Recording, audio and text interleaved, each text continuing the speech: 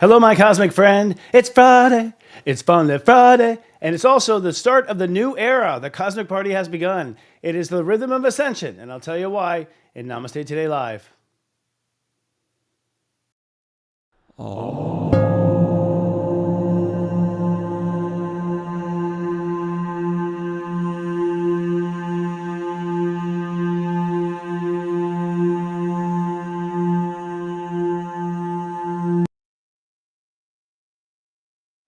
That was some trippy art just now. Welcome to Namaste Today Live. I'm Sensei Christopher Witecki, the host with the most, your cosmic friend here to help guide you through the planetary energies and shifts of humankind. We are a once-a-week show. We go live. We thank you for your patience today because we are facing the technology challenges of tomorrow today. We're streaming live right now on YouTube, Facebook, LinkedIn, and any other platform you can think of. So if you are on any of the platforms and you see us right now, do us a favor. Hit the like button. Leave a comment. Interact with the consciousness of that channel so that we can be promoted to a better place. And if you're watching on YouTube, please be kind and do subscribe to our YouTube channel, SeriousJoy.tv. If you're in the chat, say hello. Tell us what your sign is and where you're chatting from. It's so nice to see people from around the world coming together on a Friday night. All of us that don't have dates. And we'll be talking about that as well. Maybe you do have your date right next to you. But we are in Valentine's Day. Happy Valentine's Day to everyone. An interesting holiday, I have to say, for the sign of Aquarius. Although Aquariuses are getting a lot more dynamic and loving now that Pluto's in their sign. So, you know, maybe they will move in and grow into Valentine's Day. And the two will be completely synonymous. This week in our top headlines for astrology, the sun will ingress into Pisces. That means it is officially the end of the old spiritual era and the beginning of the new. I'll be talking about that in our planets and transits. Saturn will reach step 20 Pisces. Now that means that the karmic boil goes to a new pot. It's now time to focus on the karma of society, the karma of the world, the karma of dictators, the karma of, the world going wrong. And so it does finally shift out of us and onto them. We'll talk about that. Let the games begin. And Mercury squares Jupiter. That means your mind will get into an argument with your belief structure. I wonder who's going to win. I'll have those odds after the break.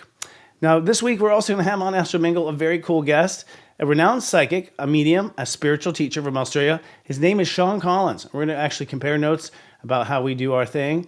And I'm looking forward to maybe trading some readings with him. But before we do all that, let's take a look at the week's moods and your zodiac weather.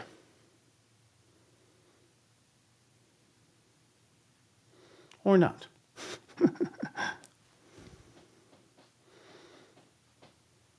Okay.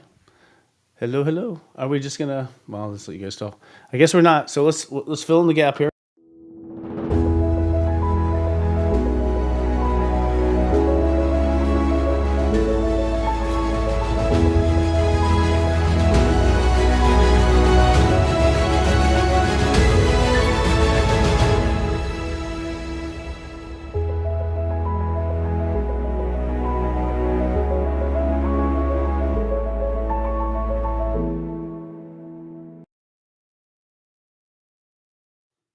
All right, that's the 40 days of past lives of karma. I guess I got to get the program of what's going on tonight. That's kind of an example of how things are flashing in and out of reality right now. But the 40 days of past life and karma is something I want to tell you about. You really want to do it. We've brought it down to $49.95 for a person who is not grandfathered into SeriousJoy.com's nature family, the ones who are the original descendants or original visitors of Serious Joy. This is a program that's 6 weeks. It is an audio lecture every day. And the magic of this, which was downloaded from my own guides, is that we coach you on the day of the energy. So for instance, on step 0, which is I protect, Pluto, Scorpio energy, the first day basically, the invisible day, we will give you a lecture about past lives, and we'll talk about boundary issues you have in your life. And so you'll explore boundary issues as a means or a part of your karma, and we'll look for places in your chart where you find those issues. And we have a cipher that allows you to decode your chart to see exactly what the boundary issues are. And then we just go step by step all the way up to consciousness until we get to step 42, way past step 30, where we start to come to a conclusion in early Aries about how our ego and our behavior is actually affected and modified by all this karma. So this is one of those things that until you think about it, you don't put the pieces together. You just don't put the pieces together of what a past life is or what your karma is.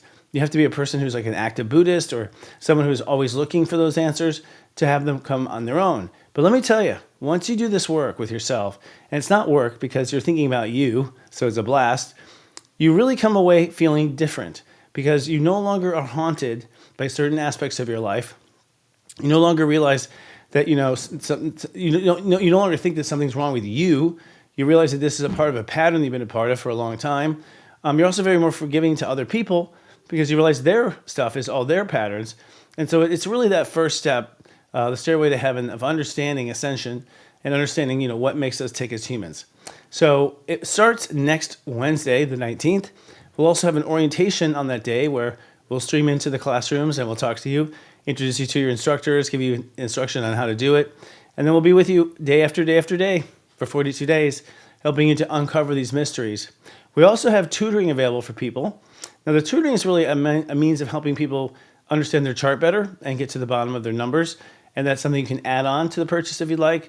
All of that is available at seriousjoy.cloud. Seriousjoy.cloud. This is all of our stuff that we keep in the cloud. Okay, gotcha. Roger that. So that said, it's Valentine's Day. I don't know if you guys caught it, but Scott and I did an LOL yesterday that was phenomenal, mostly because we were having a blast and we're talking about, risky topics. We talked about sex the week prior, and this last week we talked about love and romance. And, I think that, and he says too, that relationships are going to change phenomenally in the new era. In fact, we may not just have one. That's one thing that's kind of fading away, the idea of just one in a lifetime. So we ultimately are people that, are not going to be satisfied with the growth of one. But, here's a promo to watch LOL real quick. If you haven't caught it, take a look at this.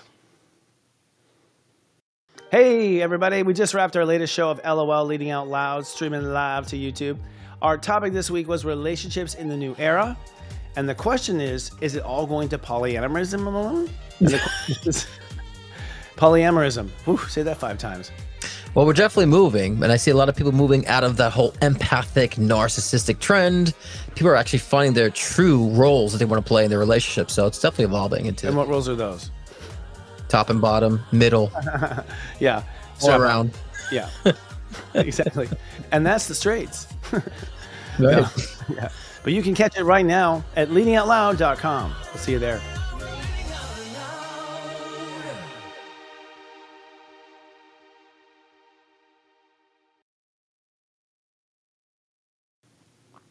We have cool animation in it. Cool. So yeah, we're trying to give you guys more access to our shows and bring them into each other because they're becoming a tight family here at Serious Joy. And by the way, they're all pieces of intellectual property that you can advertise on. Now, I'm not sure what I'm supposed to talk about next because we're moving around here on the fly. But we'll talk about Secrets of Birthdays, the Love and Lust Report. One last thing I'm going to plug right here is, I did 10 years ago this show, not even a show, it's a product called Secrets of Birthdays. And our technology at Serious Joy has this amazing ability to assemble a reading out of audio files, like to assemble one. And to assemble it on the fly. Pull, put it all together into one stream. Sounds like it was done professionally. And what that allows us to do, and this is my secret plans, but they're not secret anymore, is to be able to have a full reading for me at some point, in space, right? So people can just buy a reading and they can listen to it forever and ever. So Secrets of Birthdays was the first prototype for this. And we focused on love and lust. I focused on love and lust because at the time, it was a huge focus. Like there was tons of dating shows on. You were just now seeing Tinder blow up. You were just now seeing these online dating things starting to happen. And that migration to people falling in love over the internet, basically, and falling in love with images and pictures rather than people. But nonetheless, it is an amazing report. We just had a new staff come on, and we made them all listen to it, and they were all blown away at how incredibly accurate it is. Now, I'm bringing it up because it is just one of the many features of SeriousJoy.com. You will get this free, unlocked immediately if you sign up tonight. You just click on your Secrets of Birthdays link, and boom, it will assemble for you. And if you don't know, I did a bit of a crazy campaign when I promoted this. And here's a throwback on our Friday to Secrets of Birthdays. Having a hard time with love lasting long enough? How often is your first date your last date? Have you noticed that your relationships last no more than 2 days? They say love never lasts, but in your case, it doesn't even start. Your birthday is a secret soul security number. We know everything about you, how you love, how you lust, and how you like to be lusted by. In one video, you'll understand what you're looking for in love and what you offer. Secrets of Birthdays, now available at Secrets. That's the last time I danced on camera, by the way. But the ratings went down after that. But that was fun. Those are fun. We're going to play those like crazy. And if seriousbirthdays.com is going to take you back to Serious Joy. So one of the many reasons to join Serious Joy and give us a try. We're a community of love and light. We're by your side every day. We are always with you. We are always learning from you, and we're always teaching what we know. And it's a new age prediction. I mean, it's a new age prototype of, I think, how businesses will be as far as Serious Joy is concerned. We try to be a conscious capitalistic business, and it's not always easy, but it's also very rewarding. So give it a try. Come on down to seriousjoy.com. All right.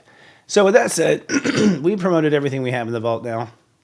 We're actually buying time there to get something rolling. So we'll do Zodiac weather later, a little bit later in the show. I think it's time to jump into this week's planets and transits.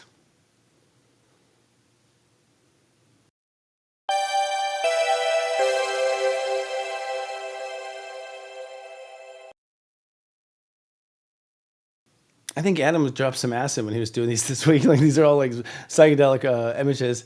Welcome to Planets and Transits. We are in the spectrum consciousness now of the edge of Aquarius and moving into the early Pisces season. This is going to be one hell of a shift, I'll tell you that right now. You probably felt most of it. In fact, things are going to quiet down significantly in the next week or two. You know, the first 2 weeks are very slow. I think part of the reason for that is because when you go into Pisces, you've got to slow down to listen. You got to slow down to feel the subtleties. You know, spiritual vibration comes in a very subtle way, a very quiet way. And so if you're not quiet enough or listening to yourself in the right ways, you don't pick up on the signs, signals, and the lessons it has to do with. But before we do that, let's talk about the end of Aquarius, shall we?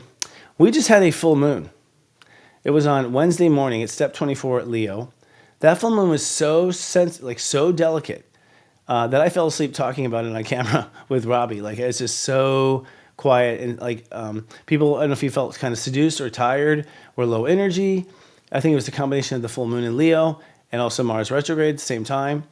And what that ultimately was, that full moon at step 24, was the subtle detachment or release of a heart's attachment to some sort of dream you once had.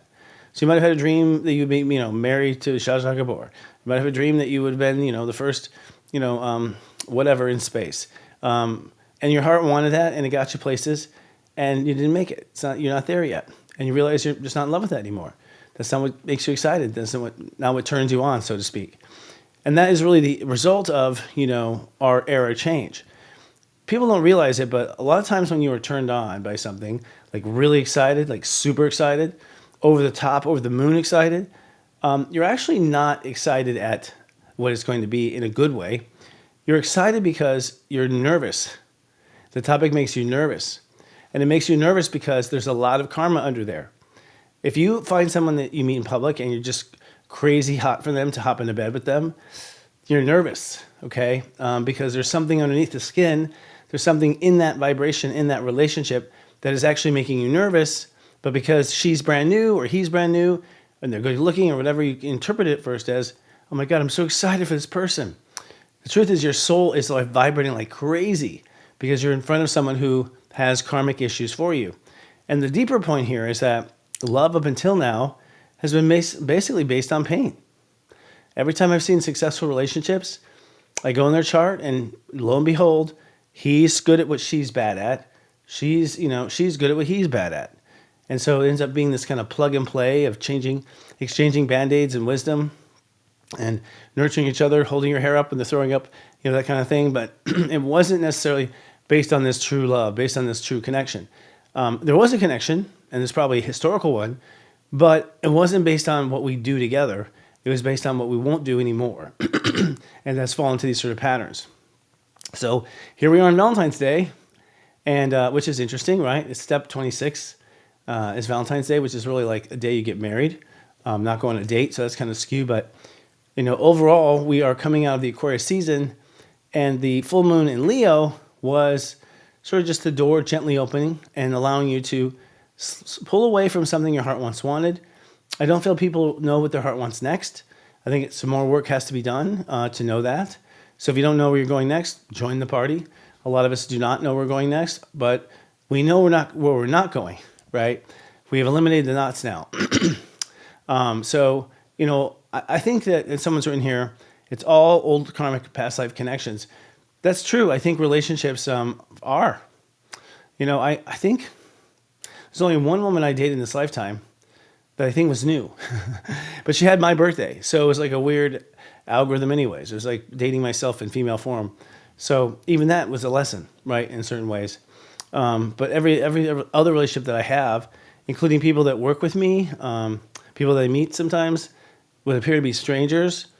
A few minutes into it, and I can feel there's a past life pull, and I think that's part of what we're going to. So these final degrees of Aquarius are really about finding a posture, an energetic posture that allows us to nurture our frequencies and allows us to be free in our frequencies. We don't have to strap them down anymore. So you don't have to hold back those feelings for the same sex, or hold back those feelings of resentment because you're afraid of, them being too, damaged to respond to you. No longer having to strap down and hold back our vibration. Instead, coming up with the perfect sort of ohm or tone that allows us to stay in this sort of comfortable vibrational space with ourself. So we're all finding our own, really what I call our metopia, right? Where it's just perfect to be me, where it feels perfect to be me. And you've probably felt this before in times, when everything's going right and your consciousness is focused in the right ways, you might find, wow, I feel amazing. I'm just so amazing today. Everything feels great. And it's mostly because I think everything is going along really well with everything else. Nothing's in conflict with yourself. And you want to kind of think about what did that feel like? So as we start this week, tonight, it's step 26. So we're committing now to a direction. We'll then go to step 27 tomorrow, where we take those first steps in toward that direction. Step 28, then we'll hold space and meditate to hold that space and make it memorized by our soul and say, this is our default setting, this is our default vibration. And then we go to step 29 where we test it, and then boom, we go into Pisces. So it's really the wrap up of the Aquarius energy. But at the same time, it's the beginning of, metopia. And also the beginning of reality. Every time I say that, I laugh. Reality. What is reality? Well, Robbie and I were talking about it. And we went live this week. You guys, did you see the Mega Monthlies that we streamed live on Wednesday? It was a live show with Robbie Hunt and myself, covering the whole month of Pisces coming up. So you can get a preview of Pisces on all of our streaming networks. There it is. Yay. But we titled this month of Pisces as the me-go versus the we-go. And ultimately what this is an idea that our ego is going to transform. Now, you may not know the egos transform, but when you have like a cocky race car driver that never respects life, and then he gets in a car accident, and from that point on he's like helping children, that was an ego reinvention. Egos do die like the phoenix. When we talk about rising like the phoenix, we're talking about egos. Egos are meant to die, and they're meant to be born again, and they have like 9 lives, at least. And sometimes they become more determined to keep doing wrong, and sometimes they become, less determined. But we're about to go through an ego shift, and so that means that the part of you that makes energy go, that's what ego goes, it's part of you that makes the energy go, like go to the store, get out of here, go get me something to eat. That's all ego. Anytime you go somewhere or do something or move something, that's the ego that does it.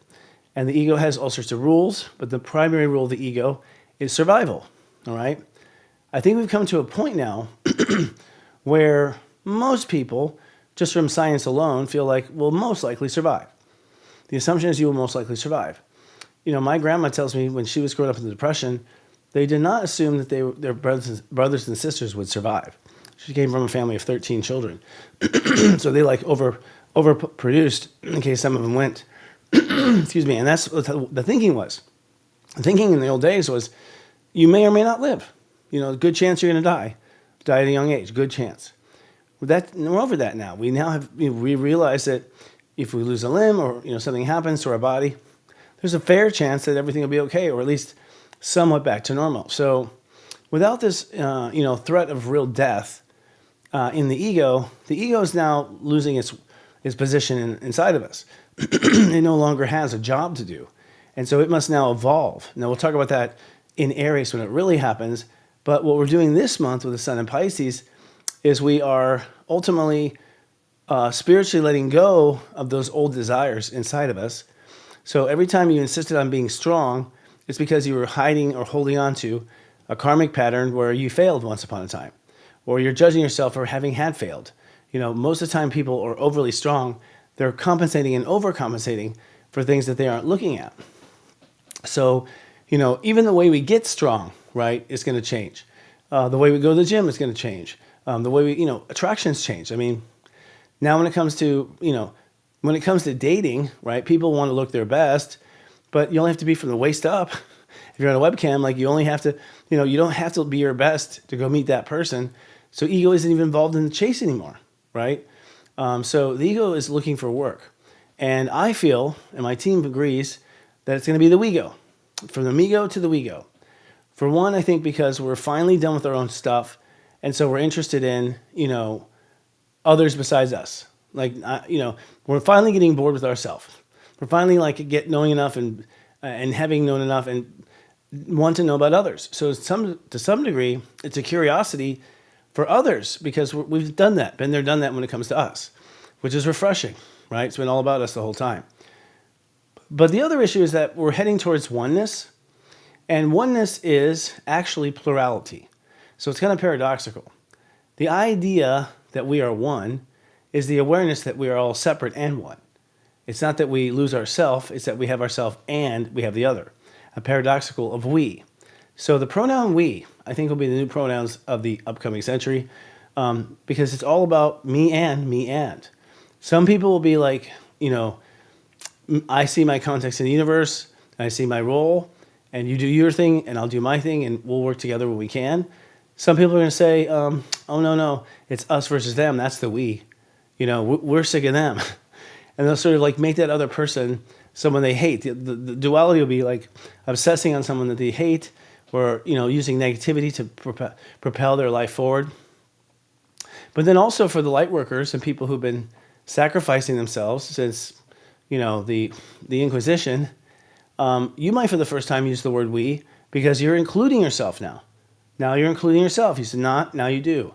So I believe that we're creating a new ego called the we-go.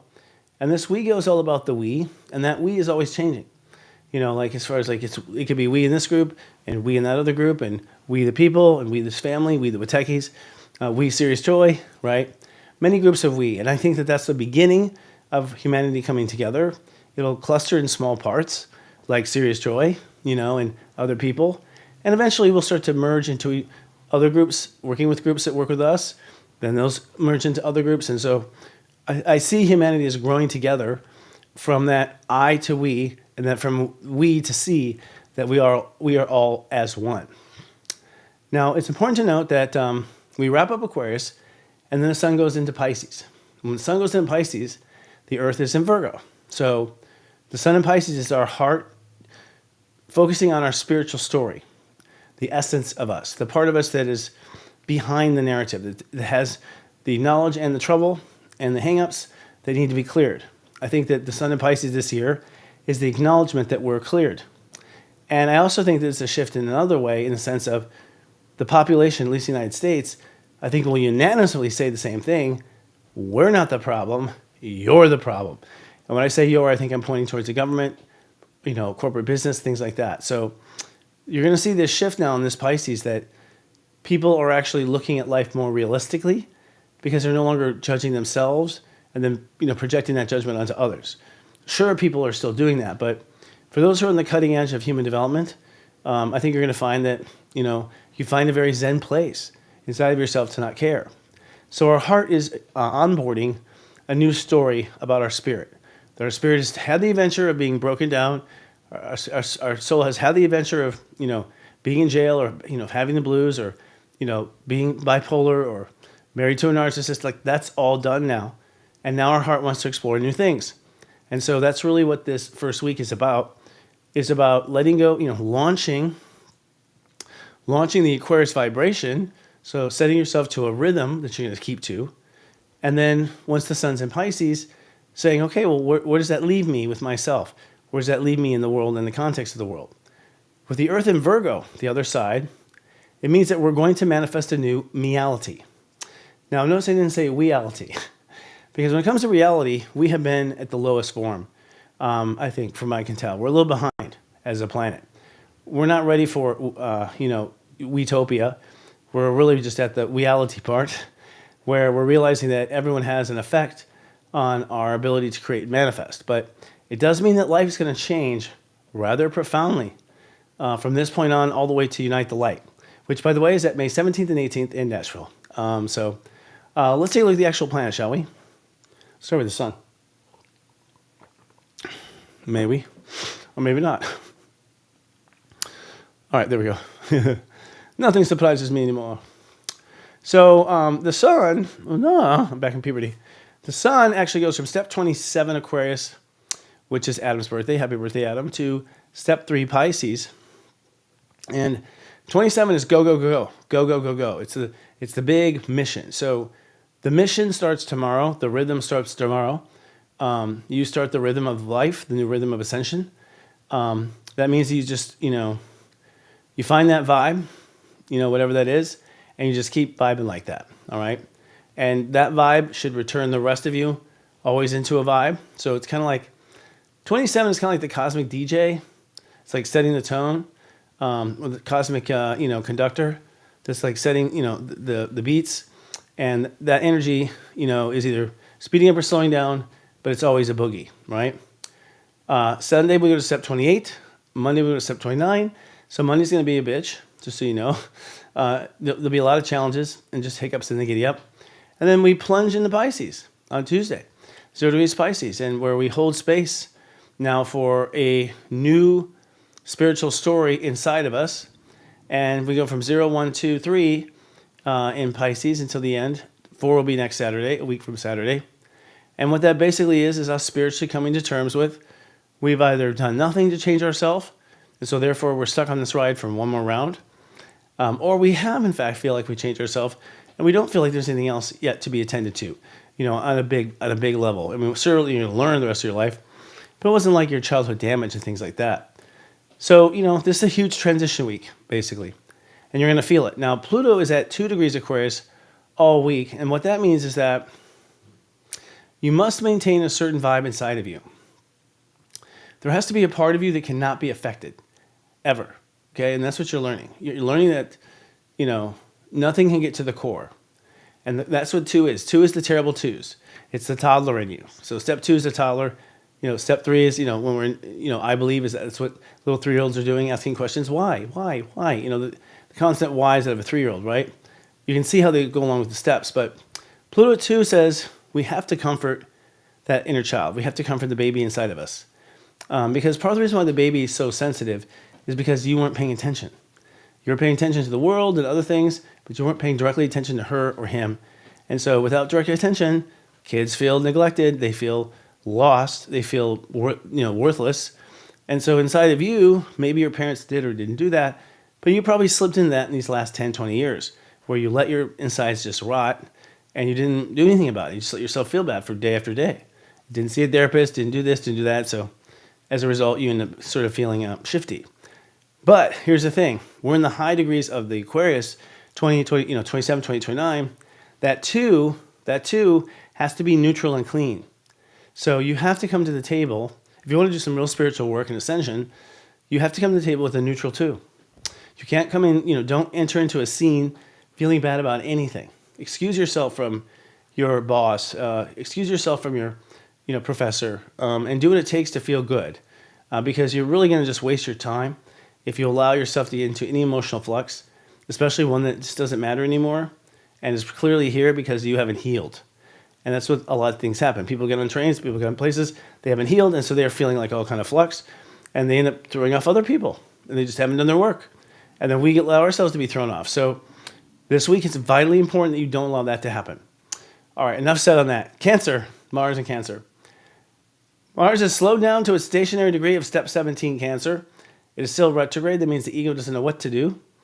But 17 is a commitment to an emotional care plan. So our ego is ready to emotionally commit to babying us on a certain level. That babying may mean that you have certain devices in your house that make your life easier. Basically, anything that makes you feel bad, get rid of it. Make it feel good. There's no excuse for feeling bad day after day. If you're in a relationship and you feel bad day after day, if you're in a job and you feel bad day after day, you're really being cruel to yourself by making yourself go through it. And your mind might say, oh, we have to. Shut up, smart ass, who asked you? The mind doesn't know shit. Like, it only knows what it's told. So we're at a point now where it's time to, change the way we respond to ourselves. So I'm not going to put myself down, or I'm not going to play the bad guy, or play the soul saver. We play these different games to avoid the feelings that are coming up. And so Mars is saying, don't avoid the feelings. First of all, choose to not be in that space in the first place. And secondly, all your Martian, your ego, should be to take care of the king, or take care of the queen, that royal side inside of you, or your star, the Sirius star, the bright star that you really are. All right, Gemini. In Gemini, Jupiter is retrograde, actually no, directed 11, and it's actually 11 for the entire month of Aquarius. It will finally move to Grandmaster 12 when we dip into Pisces. It does mean that our mind is like sort of being harassed by the universe anytime it's out of its lane. So you'll find that like with Jupiter 11, everyone on the planet is being empowered to be in integrity. That means everyone is spell checking everything. Everyone's looking for mistakes. I mean, the young ones are looking for mistakes in others. The wiser ones are looking for mistakes in themselves. But everyone's looking for mistakes, big time, with Jupiter 11. And that's been the step number for the entire transit. This mental worry of, am I doing it right? Did I screw something up? Am I making a mistake? But if you do find yourself falling into that trap, the secret formula is, I love myself, and I love myself some more. You just get that mind on the path of self-love is what you do. All right, looking at the moon schedule. The moon schedule today, right. I'm sorry, internal notes. The moon schedule starts with Virgo. So the moon's in Virgo right now, and for me that's triggering because it's just hyper aware of all the details and all the things not going right. It's like it's an 11 energy. Virgo rules 11. But we will shift into Libra here in this next 24 hours, which means we're going to go to a rebalancing of ourselves.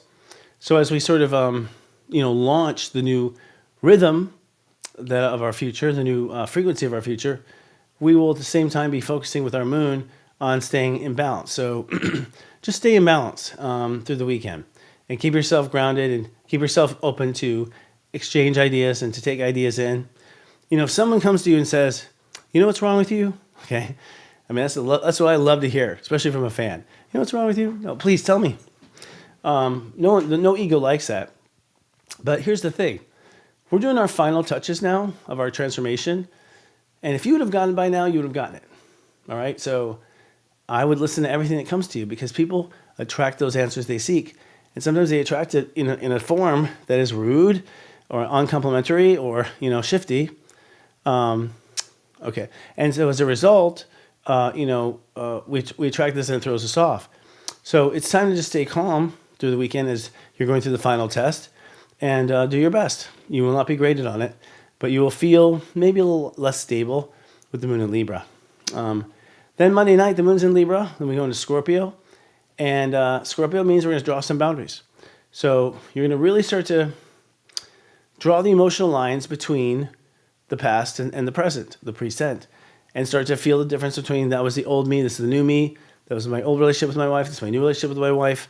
You're going to realize that everything needs to be given the credit it deserves and applying the knowledge that it brought. So, God, I had some this weekend. I lived probably 3 times I got kind of messed with. And just people playing cons on me, like normal, average people that don't know who I am. And I was just like, man, I still fall for that shit with my good nature, So I think that's kind of what this is. We're realizing that there's still some open windows and, things flapping in the wind from those ages that we went through horrible times. And we still, although because the sky is not falling and the ship's not sinking, we're missing holes in our consciousness. We're missing places where we should be protecting ourselves and we're not. So it's not a blame game, but it is true. Pisces. In the Pisces situation, Pisces has, first of all, the sun moves into Pisces. Look at that right there. Look at that party in the sky. We have Neptune, Saturn, Mercury in the North Node. This is the first time we had the North Node in this space since 2006. So go back to that. I was starting Soul Garden for the first time, my first brand. So here I am rebranding Serious Joy. So it's funny how things happen in waves. The North Node is at step 27, Pisces. So basically, this is the moving forward with the mission. So God was saying, hey, by all costs, by all means, the mission now must go forward, period. It's time to make it happen. And that's based on what you feel, step 2, and what you sense, step 7. You feel and sense it, do it. If you don't feel and sense it, don't do it. You know, there's been a few times this week, too, I'll just keep sharing that I didn't know what to do. I didn't know what was the right thing. Like, what's right here? I don't know what's right. Things just got complicated. You know, with the fact that maybe I'm taking care of somebody, they rely on me, but maybe they cross a boundary. And so it's like, where do I draw the line? Do I make it a big deal or not? Do I count on them like finally learning one day in life, or do I say something? And I just kept going with the feel sense. Do I feel and sense? What do I feel and sense? And in some cases, I felt and sensed that I need to speak up and tell them this is not cool. In other cases, I felt and sensed that I was just being aggressive. So listen to that part of you.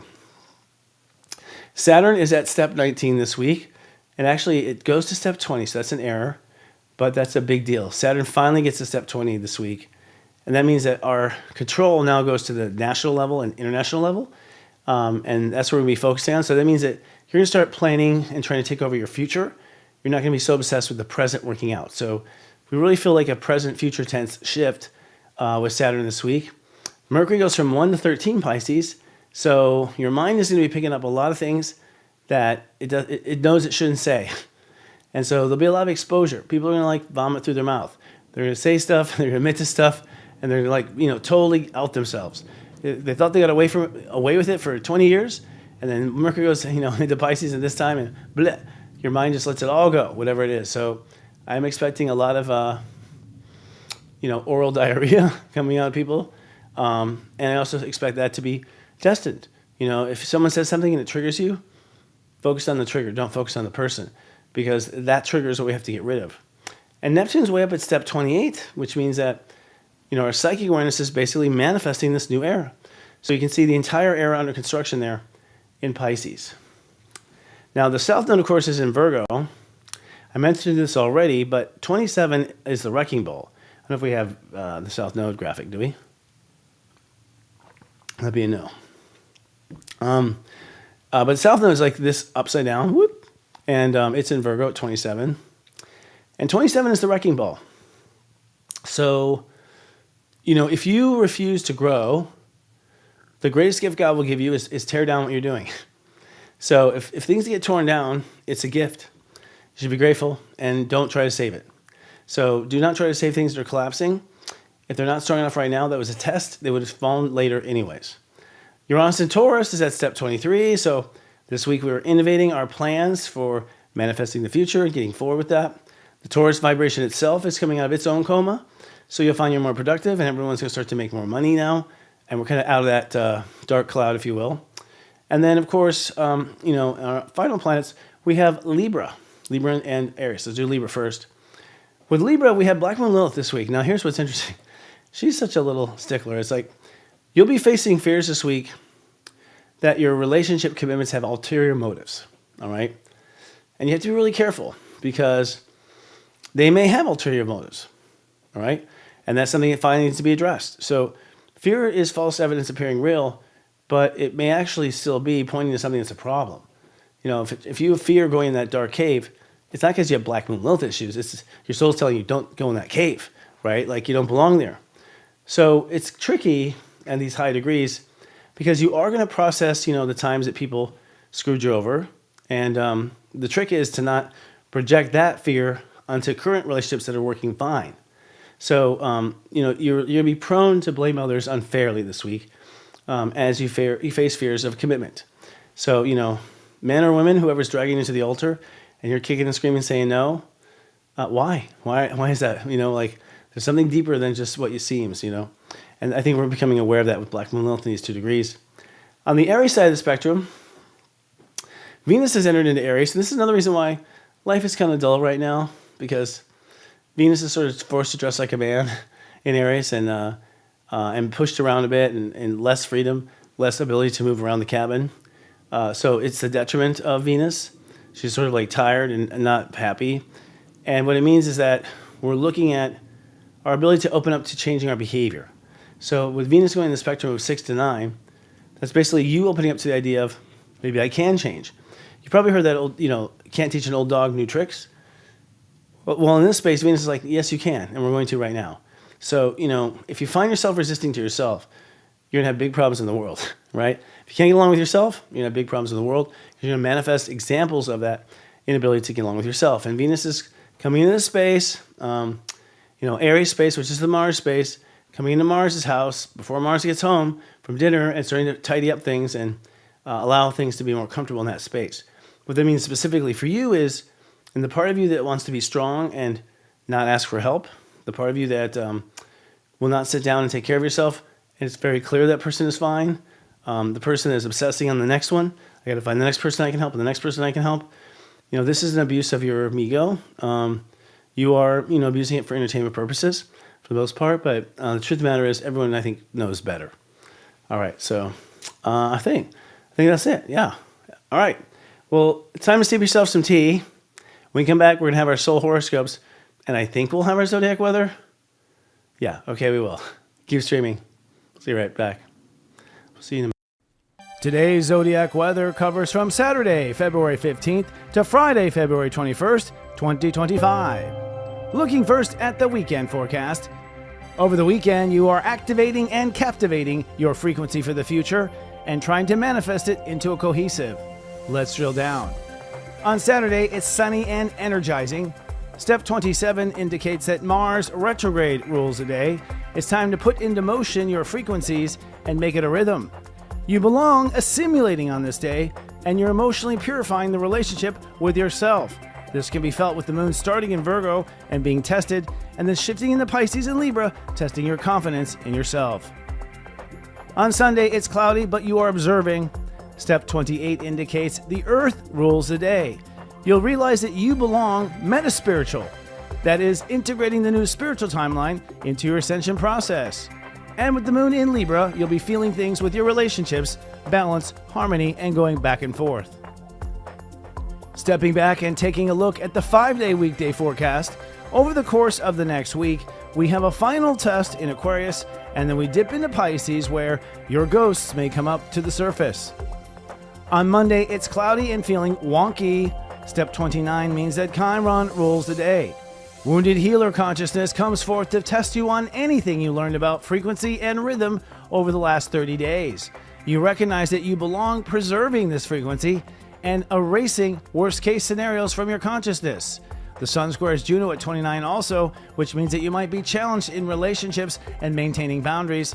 And the moon will shift from calm Libra to cold-hearted Scorpio, giving you a nice shield to protect yourself. On Tuesday, it's cloudy and galactic. Step 0 means that Pluto rules the day. Adding more Pluto energy, the moon is in Scorpio, making you feel like a fortress. This also opens up consciousness to the other side. The veil is thin. You are sensing literally everything going on in your universe, and you're identifying your first spiritual goal for the season. And with the Scorpio moon and a 0-degree sun, anything can cross over from the other side.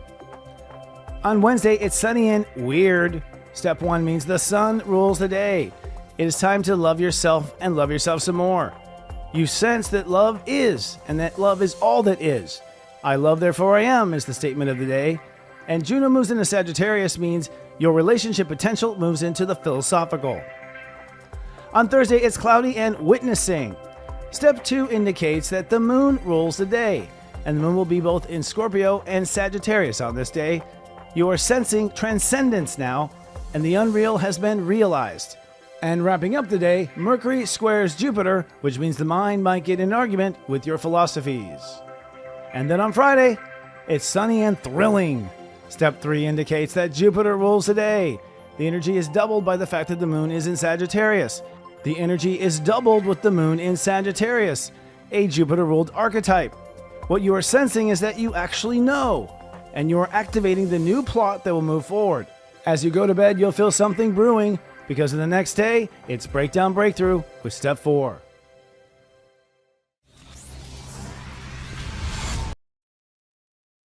Having a hard time with love lasting long enough? How often is your first date your last date? Have you noticed that your relationships last no more than 2 days? They say love never lasts, but in your case, it doesn't even start. Your birthday is a secret soul security number. We know everything about you, how you love, how you lust, and how you like to be lusted by. In one video, you'll understand what you're looking for in love and what you offer. Secrets of Birthday is now available at Secrets of... Hello, welcome back. This is the portion of the show that we call Soul Horoscopes. We're going to be going through some transformations at Sirius Joy. We're launching a new brand called Sirius Joy TV, where we're going to be doing some cool television that's enlightened television. Nothing like you've seen before, but at the same time, like you've seen before. Only bringing the light into the formula, you know?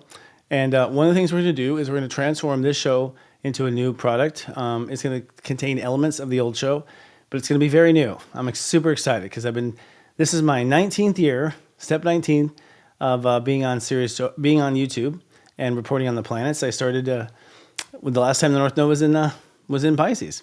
So it's kind of crazy how that shift happens. So we're going to talk for all 12 signs today. If you don't know, I do these soul horoscopes. I'm committed to them.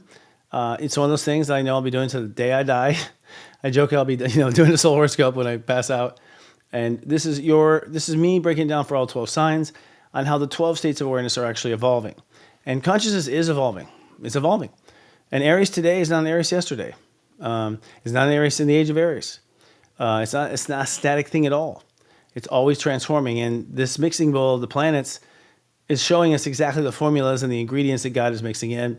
And for you, it means that you're being pushed to grow. You're being encouraged to change. And you're being shown the truth in many cases. So in this week's episode of Soul Horoscopes, for all 12 signs, I'm going to talk about these 4 things. 1, there's some noise out there. The social where you will be with the end of Aquarius at 29. Aquarius is 29. That's on Monday. You're going to be tested on something in your life.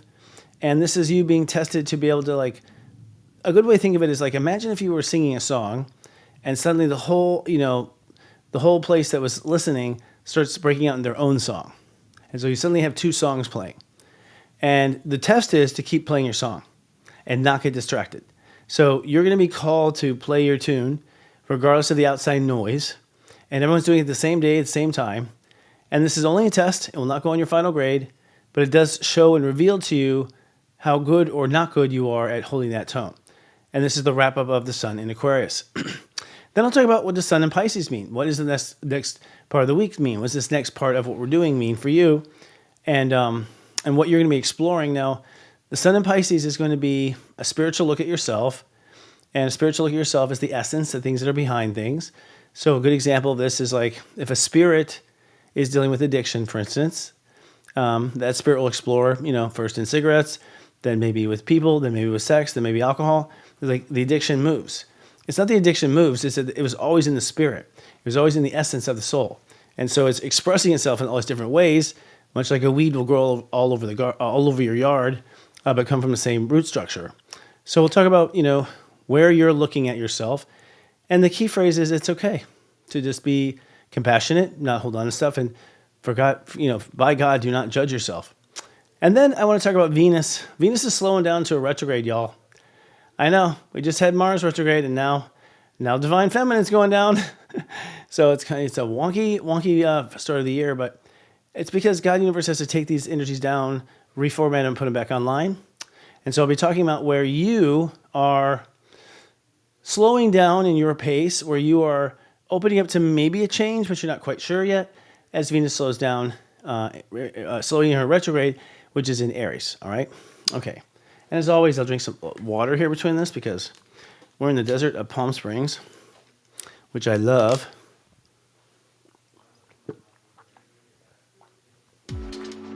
All right. Sponsored by, all right. Aries, you're going to be tested this week on your social ambition. There might be something that tells you, oh, you can't do it. It's never been done before. You can't afford it. Don't take no for an answer, okay? If your heart wants it, if you feel like you're capable of it. The one thing that may be off is your timing. I know for sure you're wanting it too soon. I know you're trying to push it, make it go faster than it can. I know you're pushing everyone around you to move faster. So we know all that, right? But the answer is no. You hold out for what your heart wants. You know where you belong. You're going to have to show us. As always, you're going to have to show us. So I would say, be careful with expecting the world to see in you what you see in you. They're not as obsessed with you as you are. You know what I mean? So they're not going to see it. They don't care to. They're actually learning from you and not giving a shift about others now. So you must be just focused on that social ambition, but you might be redirected to that there's 2 ways to do it or 3 ways to do it. You don't always have the right way the first time. Now, the sun in Pisces means that you're finally coming to realize that the parts of you that take risk or parts of you that go too far or are too aggressive or burn yourself out were because you were running away from fear. You're running away from fear about yourself and fear around your heart, what it wants, and fear around your emotions and what they're harboring, fear around feeling stupid or not knowing enough. So Aries have a lot of subconscious stuff that sabotages them. And so you're going to come to realize what that stuff is and in you in the moment, and you'll probably catch yourself being a jerk underneath the seams, and you'll see, that is where I'm subconsciously being a jerk, right? One thing about Jupiter for you is that, time to think differently. So as Jupiter moves from out of 11 and starts to move towards 12, just keep those thoughts in integrity. Make sure all thoughts to yourself are loving yourself and loving yourself some more. But then Venus is going to be in your sign. So I think you're going to feel much more calm with Venus in your sign. I think you're going to kind of want to make over, maybe want to look more pretty or, polish some things out or get a new wardrobe or get new clothes or, even maybe get a new sports car. Always new. You guys love new. But Venus is going to slow here because I wait to actually finance that car because by the time Venus is done in her retrograde, you may not want it anymore. You might be getting rid of the part of you that was impulsive to show off in order to cover up those issues. And so Venus is going to reveal to you, you always want a new car when you feel bad about yourself, that sort of thing. So I would be slow to roll on those issues. All right, moving on. Taurus, you are, holy shit, this is so true too. I love it. My own horoscope is so true. You're being tested on leadership and legacy. Like, what will my legacy be? How will I respond to these things? I'm real proud of myself of taking my leadership to the next level, but I have to say it was harder than I thought it would be, as we climb up that ladder. But Tauruses are, having to take the high road, take the load less traveled. The truth of the matter is that when you're a leader, no one understands you because you're a leader. That's the way it is. If you're out in front of the pack, no one will understand. So you have to be willing to deal with that. Just like if you go out in outer space, you got to pee in your spacesuit. It's just something you got to do, right? There's some things you just got to do because you chose to do them. So I think that Tauruses are learning how to, be there for themselves, be their own best friend, and to recognize that it'll be a long time before people really understand why you made that choice. And even if it's the wrong choice, it'll be a long time before they understand why you made the wrong choice. Now, it is time for Tauruses to go make their mark in the world. Tauruses will be building the new era. So it'll be Taurus restaurants, it'll be Taurus, theme parks, it'll be Taurus businesses. Tauruses are going to build the new economy. And they're going to build the new world socially, too. And Tauruses are all about value, and they're all about ethics. So, try tipping us. It's not easy. We're heavy. So you're probably going to have to face this week silly insecurities you have about you not being enough, or who are you to say you have the answer, or who are you to raise your hand in class. Kind of getting over those little silly things that really are you afraid of being accepted, and you forget once you build your theme park, you're accepted. People love what you do. So you're getting over those fears and apprehension about being your authentic self. It's like, it's time to be your authentic self. Take it or leave it. This is what you're offering. Now, Jupiter as in the second, it's funny because Jupiter in the second means you're supposed to be making a lot of money, but I've been just laying down pipe for that. So just stay in integrity about what you owe yourself. Stay in integrity about, bills due right now. Don't get way ahead and trying to be super rich right now, but also don't let your business fall behind, okay? So staying in integrity, keeping on the rails when it comes to money. And then, of course, as we go forward, Taurus, with Venus slowing down in Aries, you're going to change how you have faith in yourself with this Venus retrograde. So you used to have faith probably used to have faith in yourself based on not screwing things up. So if you didn't screw it up, you had faith. If you did screw it up, you didn't. But it's time for a higher definition of that. And so I think you're going to get closer to spirit, and I think you're going to start to open up to what your intuition is telling you in the moment, the play-by-play of the day. All right. Geminis, you are now focusing on Wrapping up life purpose. So I still don't think you know what you're here to do, but I think if you might have a theory that gets challenged. So, stand up for that theory. Stand up for that it's okay that it's a theory. Everything's a theory. Even when people go, I know, it's a theory until you prove it, right? Like it's a theory. So nobody has the answer from the beginning. We all, we don't fake it. We just don't think in those terms.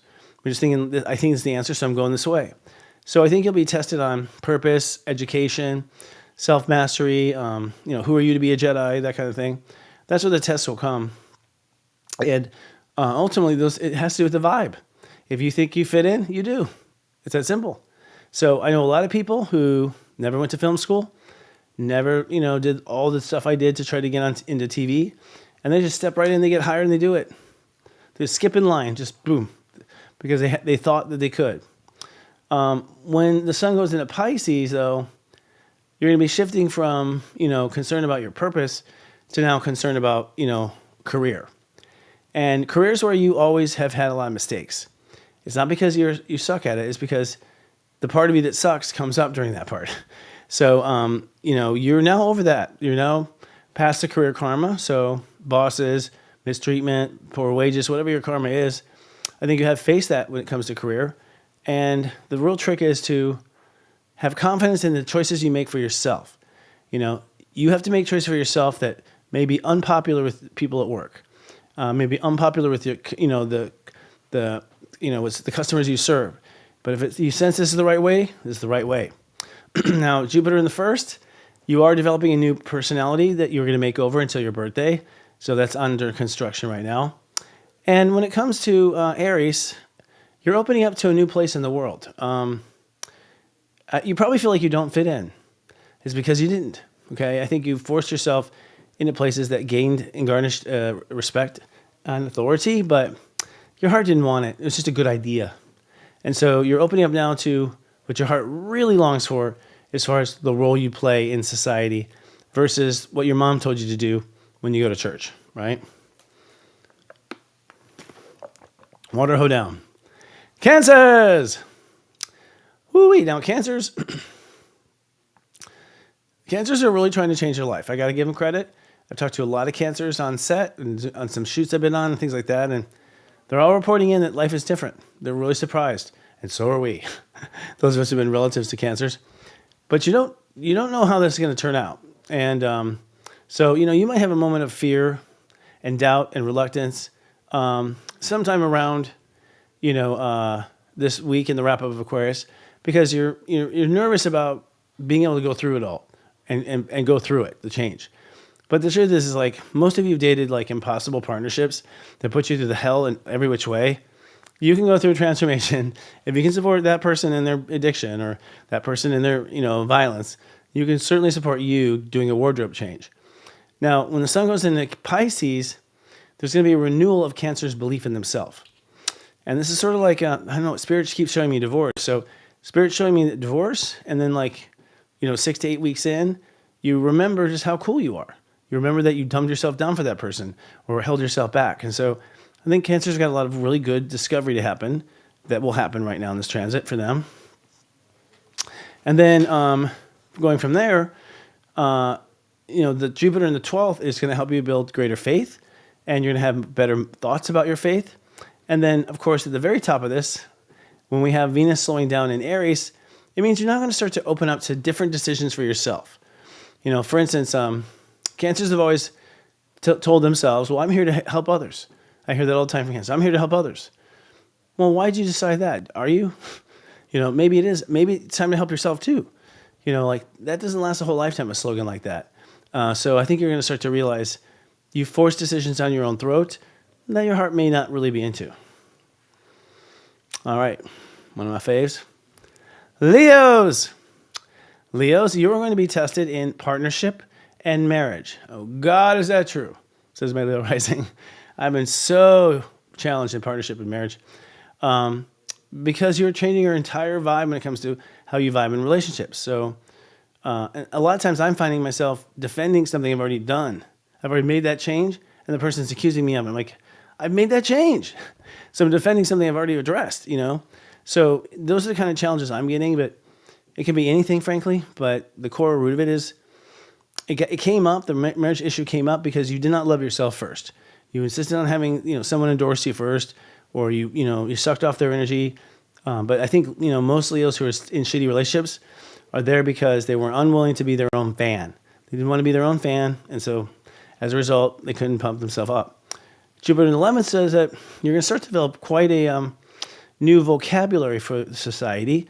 You're going to begin to start to channel some ideas you've been holding on to for a long time. So it looks like you're going to have a lot of fun in society and expanding the world and seeing the world expand under your presence. That's going to be really exciting. And then, but then lastly, when Venus slows down in Aries, it means that you're going to maybe slow roll your purpose. Like you were just so sure you were here for this, this, and this. And you're just so sure that you believe this about you and you believe that about you. But you're going to realize like, those beliefs, they're probably because I was wounded or because I was going through stuff. So a lot of the things that we've done to define ourselves are no longer correct because that was based on the pain. Once you come out of the pain and into the power of light, there's less blame on the self and there's less thing to blame when you're just having a bad day and feeling bad. So ultimately, I think Leos are going to be finding a revised purpose. And I think they're going to be transforming marriages in lots of ways to really cool examples. Throw it here.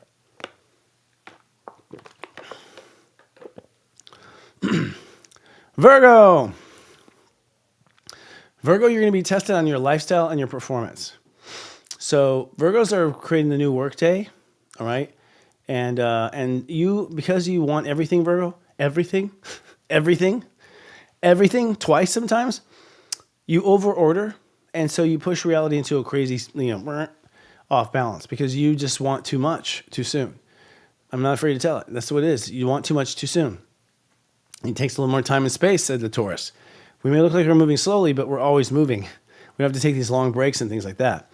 So Virgos will be tested on their lifestyle, tested on their performance, maybe tested on your knowledge of being a healer because, that high Virgo is a healer, which means that, you'll have moments of doubt, but then you'll either get behind yourself or you won't, and you'll see what happens when you do or don't. So the universe will show you how that works. The Sun in Pisces says, you're now going to be looking at yourself and how you treat yourself. So you're going to find the final karmic weeds of self-treatment coming up, right? Where you are not passionate to yourself or not compassionate to yourself or, not easygoing enough for yourself to work it out. You're too harsh in most cases. And you've gotten a lot better. I tell you, I got a lot of Pisces friends, Virgo friends. But you're still not there to say that. I called a couple friends on it 1,000 times. Jupiter in the 10th means it's career time, baby. So get moving, get cracking. You got a lot of great stuff coming up, and it's just going to fall in your lap.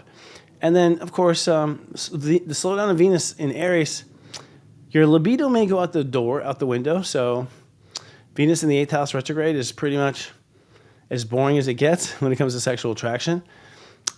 If you find yourself falling in love with sexual attraction with a partner, don't trust it just yet because you're really being shown past stories of when you fell out of attraction, and you don't know if you're picking up on the past life story or this one. Sometimes we get confused in those two options, let me tell you. All right, and then lastly, I think we already talked about it, but you're opening up now to transforming your whole life on a new level. So you're going to really have to slow down and be open to new ways of trusting yourself. It can't be for the same data, the same reasons, the same things it was in the past. You have to literally give God and the universe 10 different ways to prove to you it's going to be okay. All right.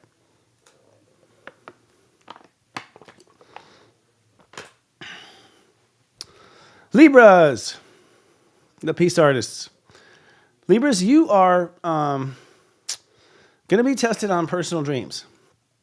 So God and the universe is saying it's time for Libras to go live like a Leo. It's time for you guys to go have fun. Time for you to quit worrying about the whole world and go have fun. And Libra's like, what do I do? I need someone to hold on to. No, hold on to yourself, right?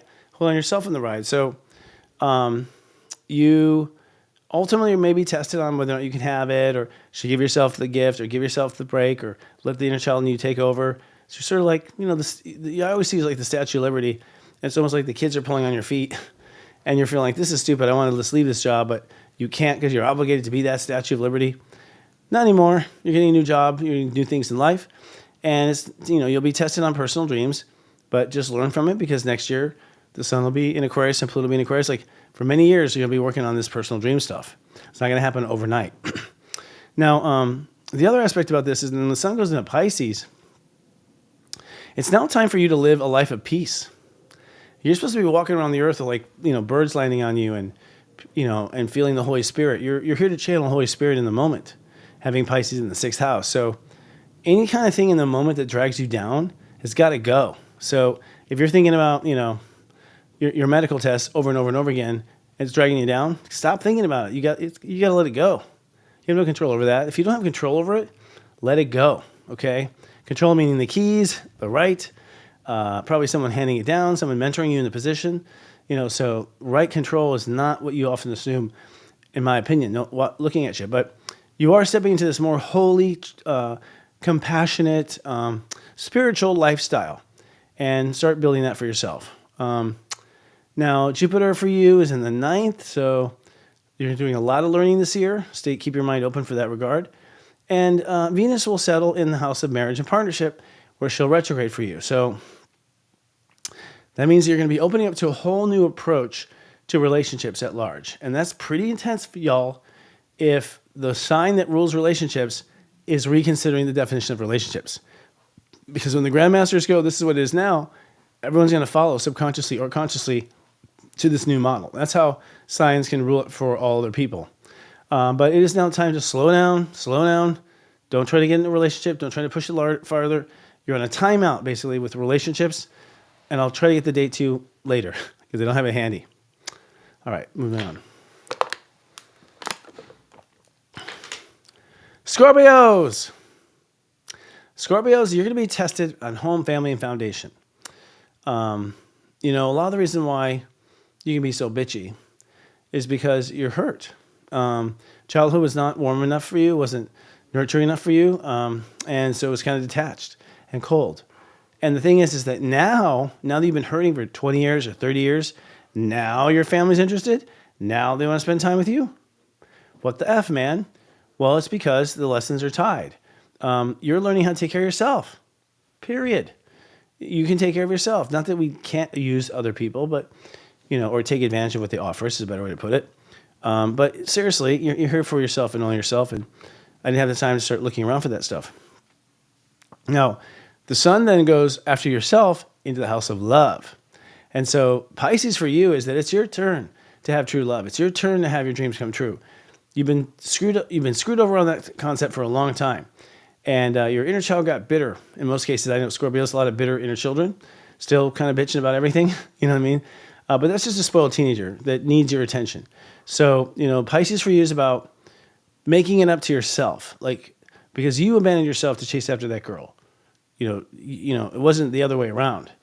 You abandoned the other parts of yourself for these other things that were more important, apparently, than that part of yourself. And so only you and you can talk about this one. But you'll hopefully do and realize that both of you love each other or whatever's going on in your life. But it's time for you to go after what your heart wants, period. Now, one thing interesting about this is, as we move forward, the Scorpios, the Jupiter in the 8th house means you're going to change your boundaries. You're going to draw new lines. There's going to be new rules entirely. So, they may, Scorpios always think that you can't change the line. You have to hold the line, and you're weak if you don't hold the line, unless the line moves, and it's about to move. So try moving some lines. And with Venus moving into Aries, it means that you're going to slow down at work. You're going to slow down with your body. You're going to slow down with some of the stuff going on in health, and really start to open up to a new quality of life. You could say quality over quantity. And I think there's money issues tied to that for you, but we won't talk about that tonight. But a lot of the reasons why you work so hard is because you associate that as necessary for money, and that's not true at all. So keep that eye open on that idea. Sagittarius, you're going to be tested on attitude, intellectual property, or a message. So someone's going to come back and they're going to give you some bad reviews, or you'll have some nasty remarks on your Facebook, or something's going to happen with what you have to say and what your attitude is. And you're going to have to hold true and just stand behind what you believe. So I hope it doesn't take a mob for you to learn that, but Sagittarius are so big in their energy, it might. All right.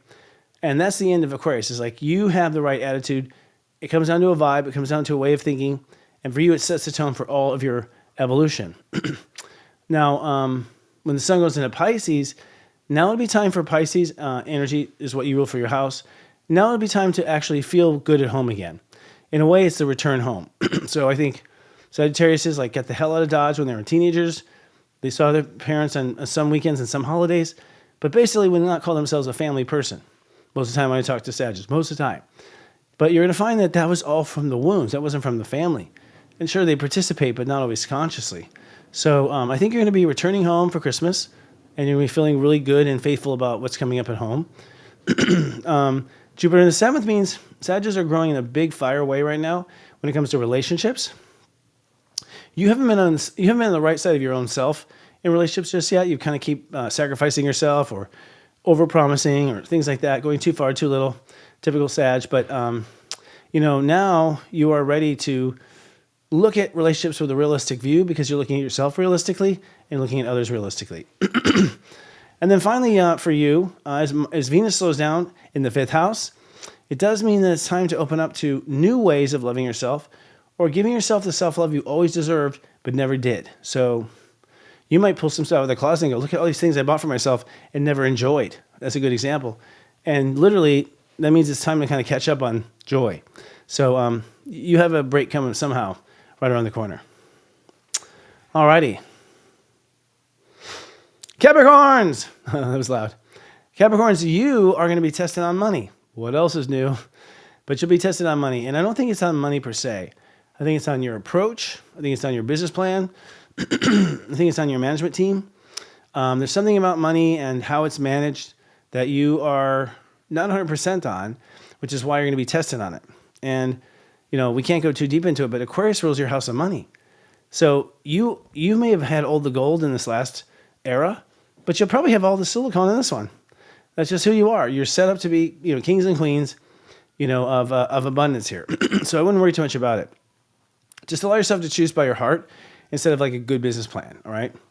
Now, when the sun goes into Pisces, it's time for Capricorns to be nice on the inside.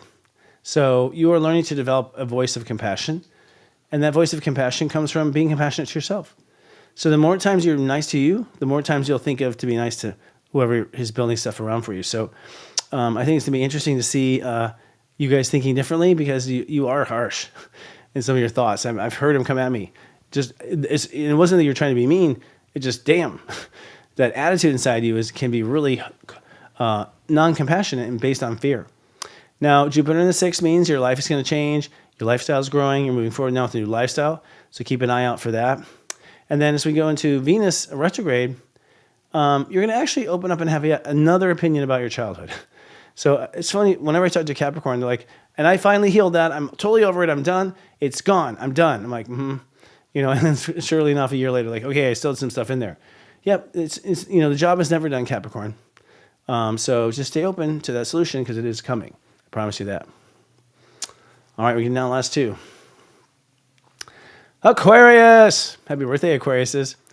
You're going to be tested on your character, your patience, and anger this week. So something will push you to and tempt you back into the old version of yourself. How you respond to yourself will determine how you can respond to them. So if you're a jerk to yourself, you'll be a jerk to them. If you're nice to yourself, you'll probably be nice to them. Remember, that's where the power really is, the two wavy lines. The inner wavy line of the glyph of Aquarius has got to hold down the fort, all right? Holding down the fort means you take care of yourself no matter what's going on in the world.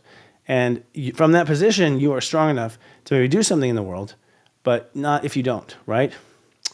Now, when the sun goes into Pisces, your self-worth issues come up. And self-worth has been an issue for Aquariuses.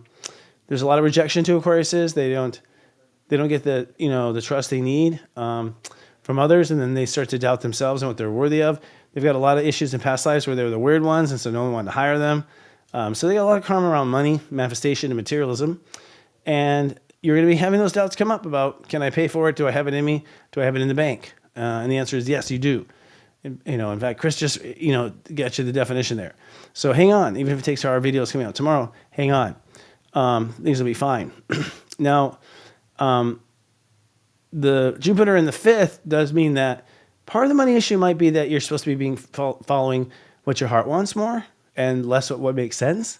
So it's quite possible that you're being tested on, your character and your ability to hold abundance and make money because you don't really chase after what your heart wants. And so your soul knows damn well, it ain't going to happen. You don't chase after what you love, you're not getting paid for that, right? So I think there's a wake-up call there for you to play and have more fun, and that will lead to your truth. And then Venus in Aries says, your attitude inside your mind is changing. Your vocabulary is changing. Your tone is changing. You are now going to be a much more awake and flexible intellectual. We'll see if that happens. But it is happening. I've seen Aquariuses arguing less. And I'll say, that's a good start, Aquarius. That's a good start. And then lastly, the Pisces. Pisces, you are going to be tested on your faith. So we'll check in here. We'll make it in time. We'll so-and-so live through the night. These big tests of faith. So it's going to be the end of this week. Like really having to be in your heart and hold on and hold true to it. And just know vibrationally that why would God let you down now? All the stuff you've gone through, all the things you've gotten away with, and now you're worried about God letting you down? Come on. Sometimes it takes a little bit of logic like that. When the sun goes into Pisces, this is an exciting time because it's a whole new you. I think, you're basically changing your whole expression of how you swim and what you do. So, you might have thought of yourself just as a fish stick, or thought of yourself just as a dipstick, or thought of yourself as a martyr, whatever you did. Like that character you adopted was based on your pain, and not just your pain, but pain you hadn't really remembered for 100 years maybe. So screw it. So who cares if you hear those dark things? It's now time to express yourself for who you are and what your heart really wants to do in this lifetime. So Pisces are going to be, I think, one of the biggest growth points in all 12 zodiacs. We're going to see them just out of nowhere stepping into power. And what's funny is even though you've been out of power this whole time, you stepping into it will probably not be humble. But Pisces, like when they know, that's it. I know better. And that's okay. Just, don't rub it on other people, right? But yeah, you're coming into this great new character and you're getting rid of the things the little thorns in your paw that made you think you were bad, and you're not. Now, Jupiter in the fourth means your definition of what makes you feel good has to expand. It can't just be, a Snickers bar and this. It has to be much broader and has to continually grow. You're not good at nurturing your feelings. You tend to intellectualize it. And so you're going to have to try a lot of things if you're going to go with that approach. And so just be willing to, I'll say this right now. I was touring the new space for Unite the Light's going to be. And I noticed, we had this idea in our mind that it had to be a certain way for everyone to be comfortable. And our director came back with a whole other way of rearranging the furniture. And now I think it's going to be more comfortable. So a lot of times our confusion is our own prejudice based on our childhood. And you can have a comfy home. You can be grounded. You can stay put and be happy. You just haven't had the right materials up until now. And then lastly, Venus in Aries. The credit you give yourself and why is changing. It's time to give yourself credit for different reasons. It's time to accept that you're worthy for different reasons. It's time to, invest in things for different reasons. The reasons you are having confidence in yourself are tired. And they're based basically on the survival times, the fact that you made it through it, you got out of the monastery or whatever. That's what your self-worth is about. And what I feel from Spirit is like, they're going to feel proud and feel worthy from other ways. And so just keep your mind open to what those ways may be and practice. Okay, Pisces?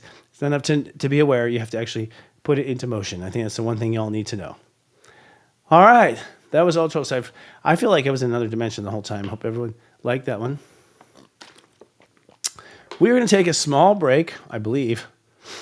We better. And when we come back, we're going to talk to another person who talks in these realms of spirituality and who has an opinion of his own about how things may unfold. So keep streaming for a colleague and maybe a new friend right after this. Today's Zodiac weather covers from Saturday, February 15th to Friday, February 21st, 2025. Looking first at the weekend forecast. Over the weekend, you are activating and captivating your frequency for the future and trying to manifest it into a cohesive. Let's drill down. On Saturday, it's sunny and energizing. Step 27 indicates that Mars retrograde rules the day. It's time to put into motion your frequencies and make it a rhythm. You belong assimilating on this day, and you're emotionally purifying the relationship with yourself.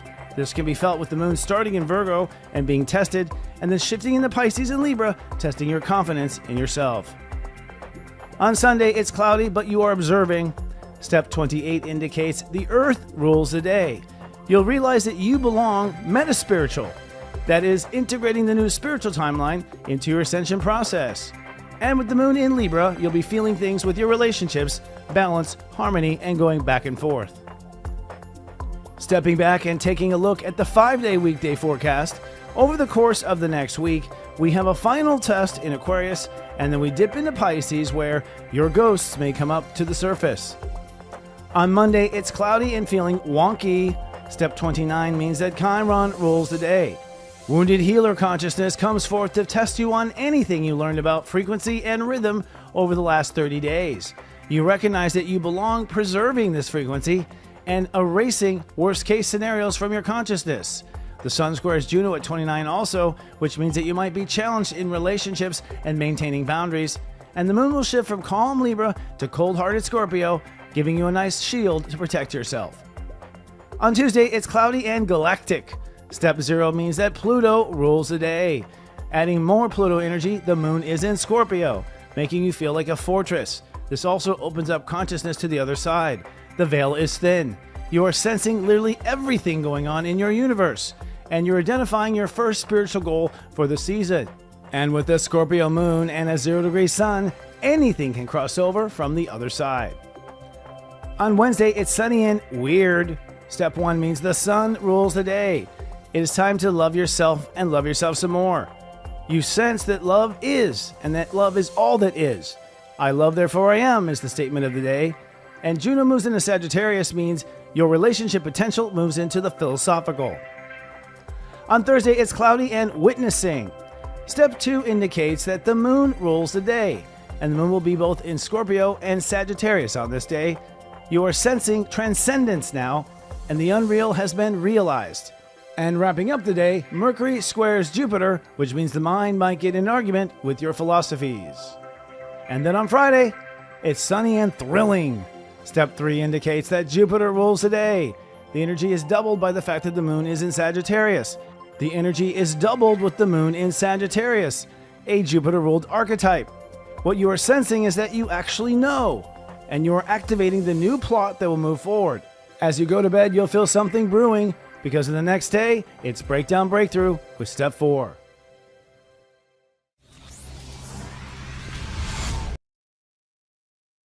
Hey everybody, we just wrapped our latest show of LOL Leading Out Loud, streaming live to YouTube. Our topic this week was relationships in the new era. And the question is it all going to polyamorism alone? Polyamorism. Whew, say that 5 times. Well, we're definitely moving, and I see a lot of people moving out of that whole empathic, narcissistic trend. People are actually finding their true roles that they want to play in their relationship. So it's definitely evolving into. And what roles are those? Top and bottom, middle. Yeah. All around. Yeah. Exactly. And that's the straights. Right. Yeah. But you can catch it right now at leadingoutloud.com. We'll see you there.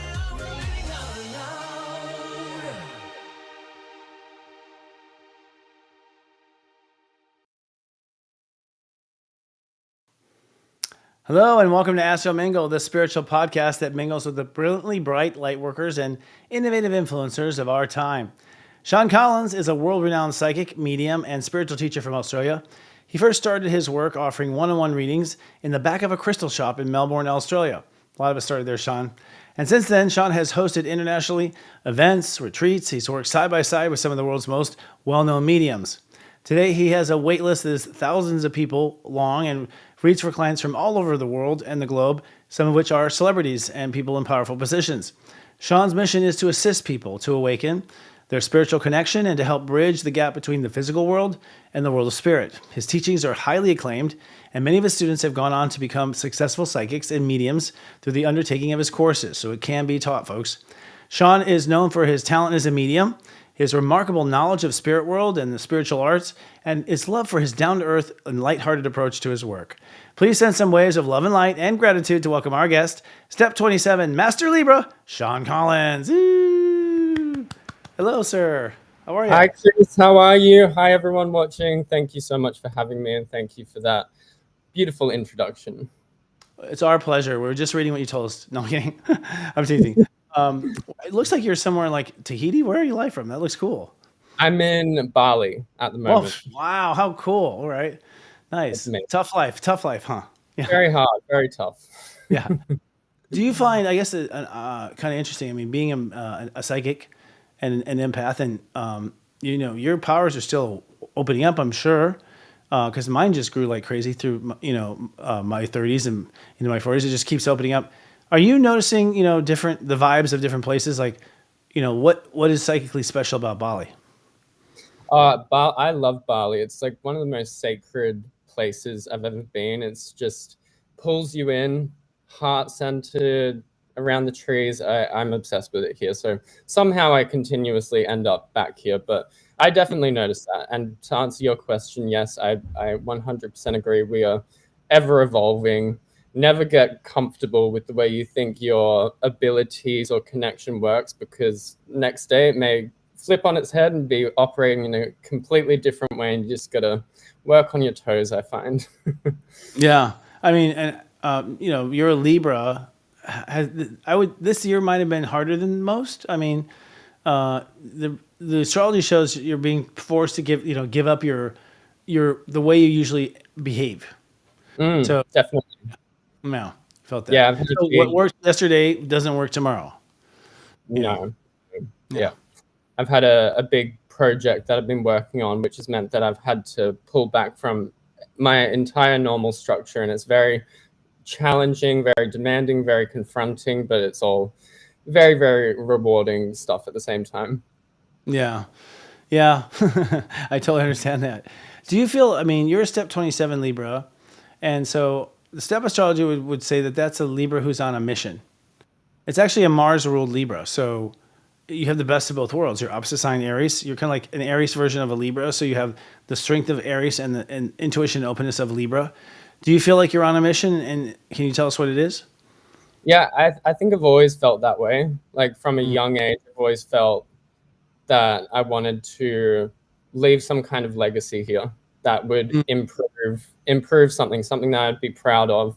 And my legacy, I've discovered, is to help bridge our world and the spirit world, to try and make that a little bit closer than it is, try and awaken people to their own connection, awaken people to who they truly are and how powerful they truly are. And definitely always felt that. And what you just described, 100% resonate with that. Well, excellent. Well, you're leading by example. I mean, that's basically a master Libra. So I feel like you'll redefine what Libra means when you're done. We won't look at Libras the same after you. Well, I do a little bit less procrastination here and there, hopefully.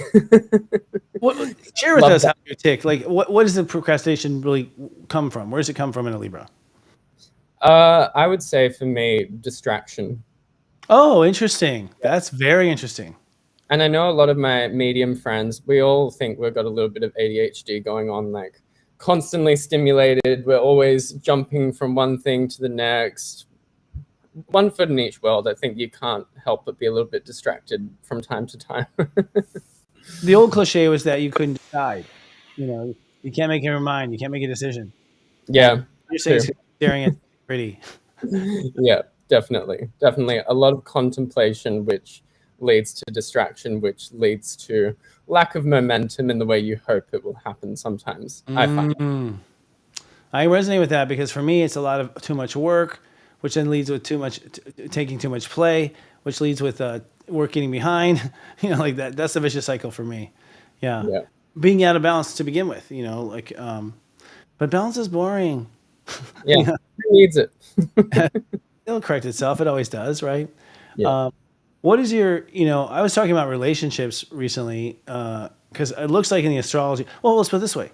Librans are, the South Node is in Libra, which means first time in 18 years. So 2005 was the last time that God Universe said, okay, Libras, you got to change your game. You can't do it that way anymore, right? Whatever that game is, right? And that's the game of seduction, the game of approach, it's the ego part of you being told to change. Like you can't play the game like that anymore. And so as a result, I think all of the games of relationships are going to change, because that's what y'all rule. Where do you see relationships changing in the world right now? Do you have a Libra opinion about that? Personally or globally? Both. I'd like to know both. Yeah. Now that you offered it, I'll take it all. Yeah. So I think definitely we're at a point in time where people are really confronted with their own beliefs. And that is having a deep impact on relationships and who they're partnered with and who they're compatible with. So I think that has been incredibly noticeable. But for me personally, I'm in a really positive, committed, long-term relationship. But together, we are at a very pivotal time. We are kind of, I would say, going into a completely new territory that we haven't been in before. So definitely a very pivotal time all around from what I've noticed.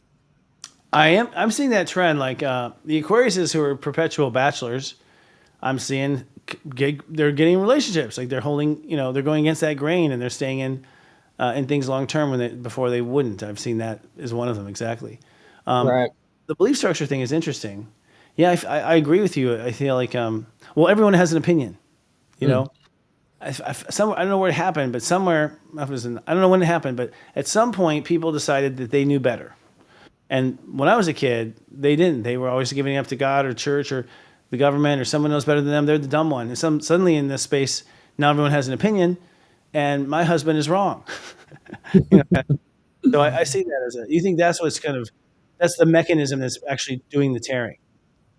I think so. I think when I look back the last 4 years, it's just been a time where everyone has been having to make their mind up about a lot of things that they've been, put right in front of them. They've been kind of forced into making opinions of their own, when in times before that, it's been much more fluid, I would guess.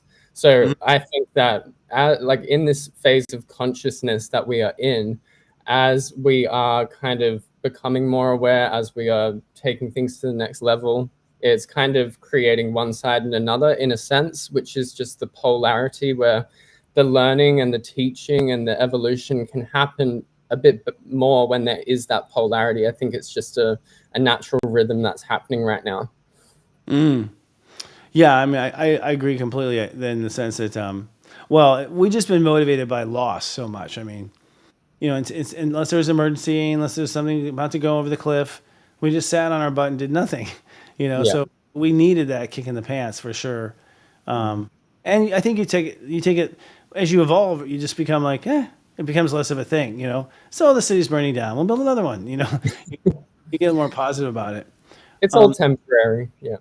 It is. I mean, what is your opinion of the afterlife and whatnot? I mean, you are, I want to know how you got into it, but you are a psychic medium. You talk to the dead. Yes. Yeah. That's my main gig. Yeah. Which is, I would think somewhat comforting, for those who are afraid to die and things like that. Yeah, definitely. And I think from the perspective of the spirit world, it's quite hard to truly get a grasp of it when we are here with the mind, with an ego, with our lens of perception, which feels very limited. But I think from the perspective of the soul self, this place really is just a playground. It's just a place to explore. We're not actually attached to what's good and what's bad. We know that it's all a part of it, and that's why we choose to come here and separate ourselves at some level so that we can experience polarity, so that we can know the highs that come from experiencing those. I don't think that our soul actually has too much genuine investment in good and bad that is happening in this world. As tough and as kind of, this is such a temporary little blip for a divine eternal being which truly has to it, Yeah, I agree. I've actually only come to that really allowing that truth in my heart in the last year. Yeah. So it wasn't until this last year I'm like, it's all bullshit. It's all a game, Yeah. It really is because I was learning a lot about afterlife through other means, reading books about people who's hypnotherapy, put people in hypnosis and talk about what they saw. And, I hadn't gotten really interested in that for a long time. So I started studying it, and the more I see it, the more it's just like it's all a simulation. It's basically a video game.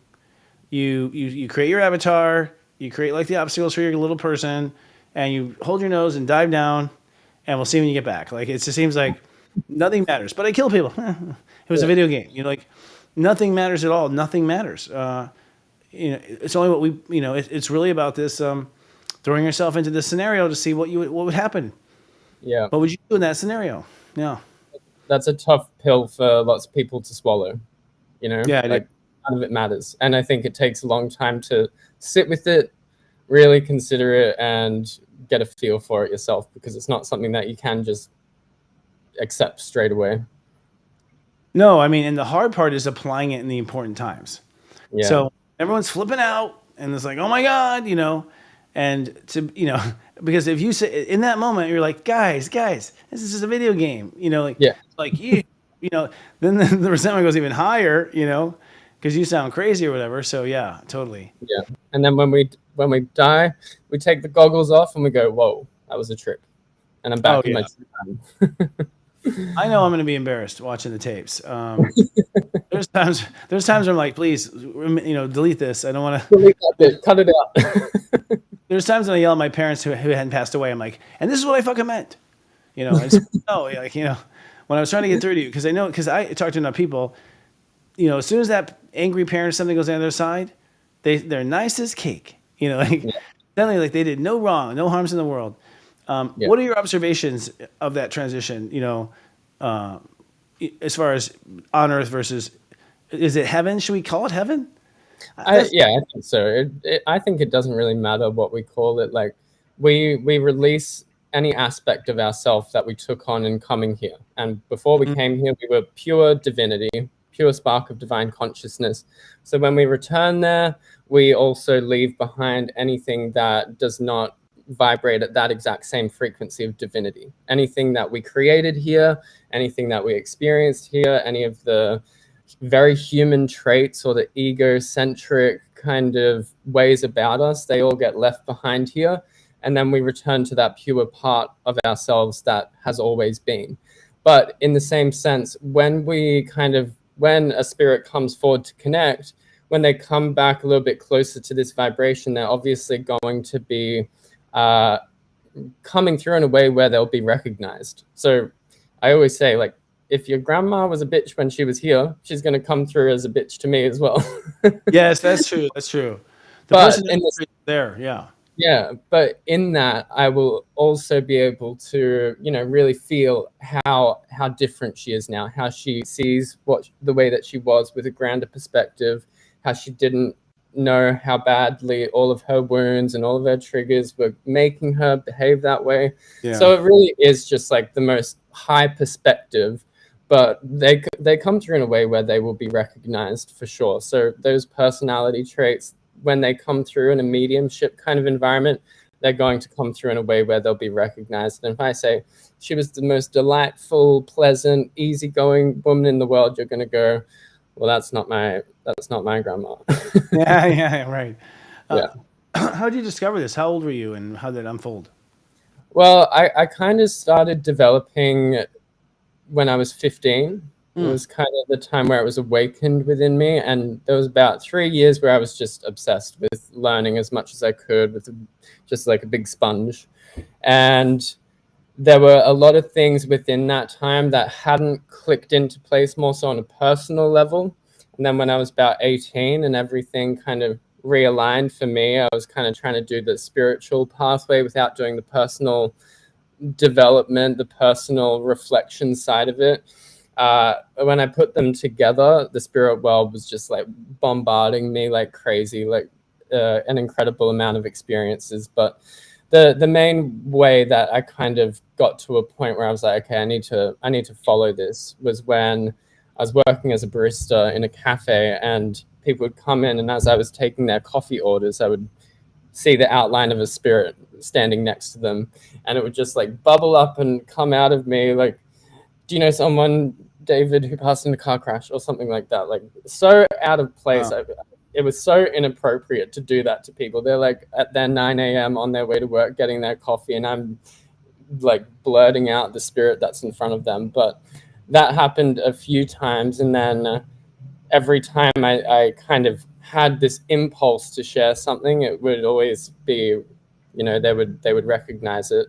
And then there were a few other experiences where I led to my mentors, I led to the right teachings, the right development. But I think I'm a great example of how warped of an idea we have of mediums as a collective, because I think people think when they see a medium work, like they must be seeing a spirit so clearly, they must be hearing it in their ear talking to them. It must just be like so easy for them to receive those messages. But the truth is, it's all about learning to attune yourself to extreme subtlety.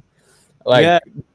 when they're there, you really don't feel all that different than you do just in your normal day-to-day life. It's just like there's just a little tiny extra layer that we learn to become aware of and gather information from.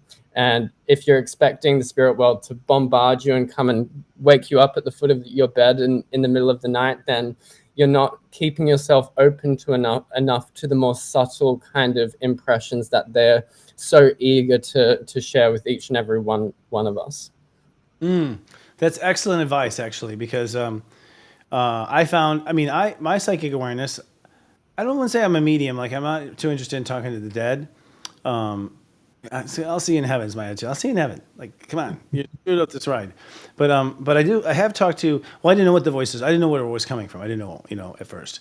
And then I found out it was angels, and I was like, really? Why are they talking to me? But the discovery was, when I first started doing readings, I would like type up this like huge like Bible to give to the client. Spend like 2 hours on it before they give the client reading, just making sure that I had all the information there. And about like 1 page in, the client's bored, I'm bored, and just this thing just took over me, like where I just would speak nonstop and channel basically. And I recognized, oh, there's like a funny little there's something funky going on inside me when that happens. Like there's a certain vibe, it's like a certain funk. And I don't feel that funk anywhere in life, just in that place. And so I memorized the funk. I know what it felt like. And it wasn't long before I would deliberately go into the funk, and then it would just open up. And I realized, oh, that's the feeling of the energy. The energy is so subtle, And I can think back in other times when I felt that, I wonder what that funk was, before I had made that discovery. So it's these feelings and vibes you have already in you that you're just dismissing as, gas or something. You're like, yeah. Totally. Yeah. There was like, I'm reflecting on my own childhood, and there were so many things I just dismissed as imagination, me just like making something up in my head. So often, even when I'm doing a mediumship reading that is going incredibly well, I often feel like I'm making half of it up, Yes. Like just, you don't know where it's coming from. You just get into this state where you don't know what's coming out of your mouth, but it's coming out, and you just hope for the best. And when you learn to trust it, it is received well. Yes. Well, I think your own trust of it builds confidence in the other person. They can tell that you're not messing with yourself, and once that rapport is there, it's great. And then from that core trust, I've just found that opens. So I didn't even realize until like maybe 4 or 5 years ago that I was having visions. Yeah. But I didn't realize. But once I slowed the roll, I was like, oh, I'm describing a picture I saw. I didn't even realize that I've been doing that my whole life, describing pictures that I saw. It happened so fast inside me, I didn't even pay attention to it. So Yeah. you realize it is all these cliches, picture of this, that, and yeah, quite fascinating. So what's it like as far as the I mean, you're a Libra. You can get along with anybody. So do you have like a rapport with some of these spirits? Yeah, that's good. I've got real good boundaries with them at this point. So I've dedicated time and space, and then I've got me time where the door's not open, basically. But when I didn't have an understanding of it, I didn't have an awareness of it, I didn't have any kind of support system to understand how it all worked, it would happen sporadically, and I would feel like, oh, what I'm picking up on is my responsibility. I have to go and share this with someone. But now that would be the most inappropriate thing for me to do, just go up to people in public and start reading for them. I would never, ever do that. But yeah, you really do need kind of a bit of guidance with learning to interpret things, learning to understand things. And it's like what we were just talking about.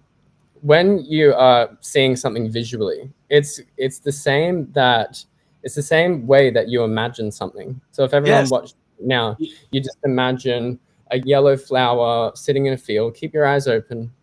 Wherever and how strong that image is that's building in your mind right now is the exact same thing that I have to learn to attune myself to when I'm doing readings. It's not that clear. It's just sitting somewhere in my awareness, somewhere in that field. And that's what it's like. It's really not as clear as what people expect it to be. But I agree. Well said. And it's your imagination. That's what I realized. It's like it takes over your imagination, and your own imagination draws those pictures on behalf of. And the difference was I didn't ask for it to do that. That's what I realized the difference. It's like I didn't ask for to see a picture of a cantaloupe. I didn't. Like there wasn't anything in me that led to it logically, or like thinking of watermelons just before. Nope. It's just like suddenly a cantaloupe. It's like out of nowhere. And my guides are funny, so they'll throw in something like kind of wacky and goofy.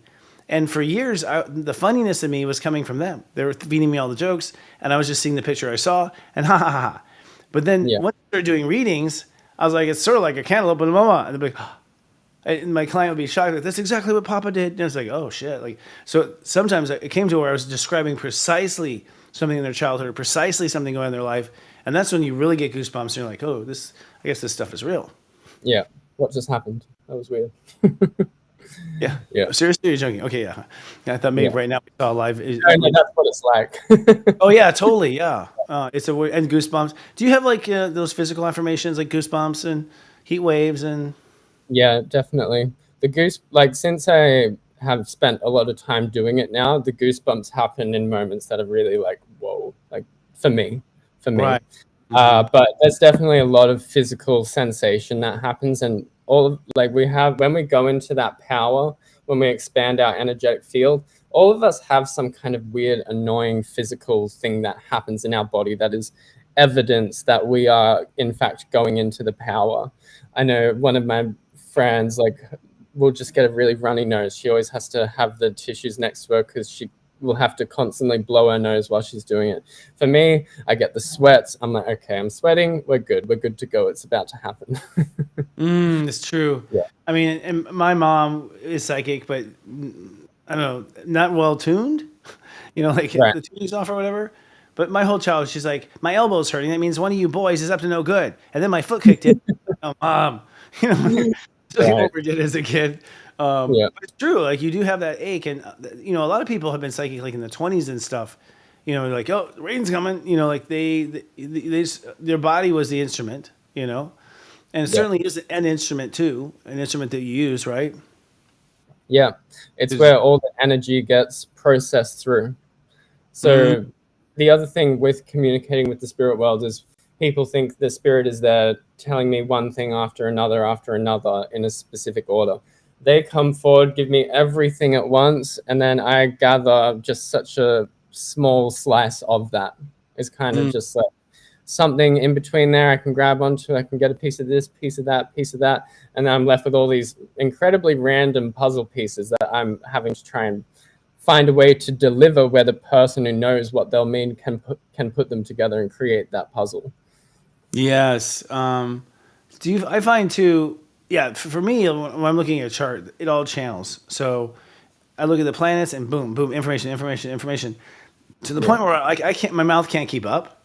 I'm like, so you have to almost select what you're going to say because you don't have enough time, to say it. A lot of times I'll say something and my guides will be like, that's for you too. Like there's a lot of lessons for me that are the same lesson that for them. I just got goosebumps. So it's like where they're like, they trick me into giving the lesson so that I finally listen because otherwise I wouldn't, kind of thing. Do you find you have lessons for yourself or messages for yourself in the reading? Definitely. Particularly when it's more of like a psychic level. I think it happens for all of us readers that we often are of resonance with people who need to hear what we are currently kind of contemplating or thinking about as well. So often at times when I've been doing readings in the past, I'm like, wow, this is really good advice. I need to take this because we're saying the same thing that we need to kind of understand as well. often. Yeah, my assumption with that was always that law of attraction. You know. Yeah. Yeah. I mean, literally in a chart is precise. Like same Mars, same Pluto. Okay, this is gonna be about me today. I'll have people have the exact same birthday but different places in the world. I'm like, okay, I guess I'm getting a reading. Because you can see literally that I've law of attracted the same. And for me in astrology, it's like math accurate. Like I've had 20 people. I had actually one day where the charts were all the sun sign and rising sign were the exact same. All four of them that day, booked that same day randomly. Yeah, And I get that as like, well. I'm like, I feel like I'm cheating you guys. This is the third time I've said this today, but and it's like they book, months ahead of time, and they all pick Yeah. that same spot, and I sit there and do the same reading for 4 times, So it's cool. yeah, those are things that just only we see. You know what I mean? Like I don't know if people would believe me if I told them. Yeah. One day not too long ago, I had a day of 4 clients, and each one of them was a woman in her 30s who had unfortunately lost their husband or partner to murder. Wow. And I'm like, the frequency of someone coming that knows someone who has passed in that way is very rare alone. And then the fact that there's 4 in a row, it's just like the odds of this happening are so out of proportion to this actually being here right now. But I think we're so deeply of resonance with certain things, and the spirit world does make things easy for us. Basically, they do line things up, they show us things throughout the day. The universe is constantly responding and reacting to us. So that day was like my last day before a big break, like a month off of readings. And I know that the spirit world brought all these people to me because they knew it was going to be a very heavy, taxing, and emotionally challenging day, and that I'd probably need some time off after that. Wow. Because it was very intense. Huh. Yeah. What is your relationship to your guides? Do you have guides that Yeah. they're familiar? I mean, is there vibration familiar feeling? Definitely. And I kind of had a feel for them for a while and had some pretty close experiences with one of them. But when I started developing for trance mediumship, that's where they introduced themselves to me in the fullest kind of way. And in that time, when I was developing that and learning how to do that and learning how to kind of completely remove myself from that time and space, I would sit and black out, have my phone recording to see if something would happen, and come back night after night, never be a voice on there. And then one night I came and was scrolling through, not expecting to find anything. And then I hear my guide channeling through me, this deep, slow, wise voice kind of projecting out. It freaked me out, honestly. I was like, oh my God.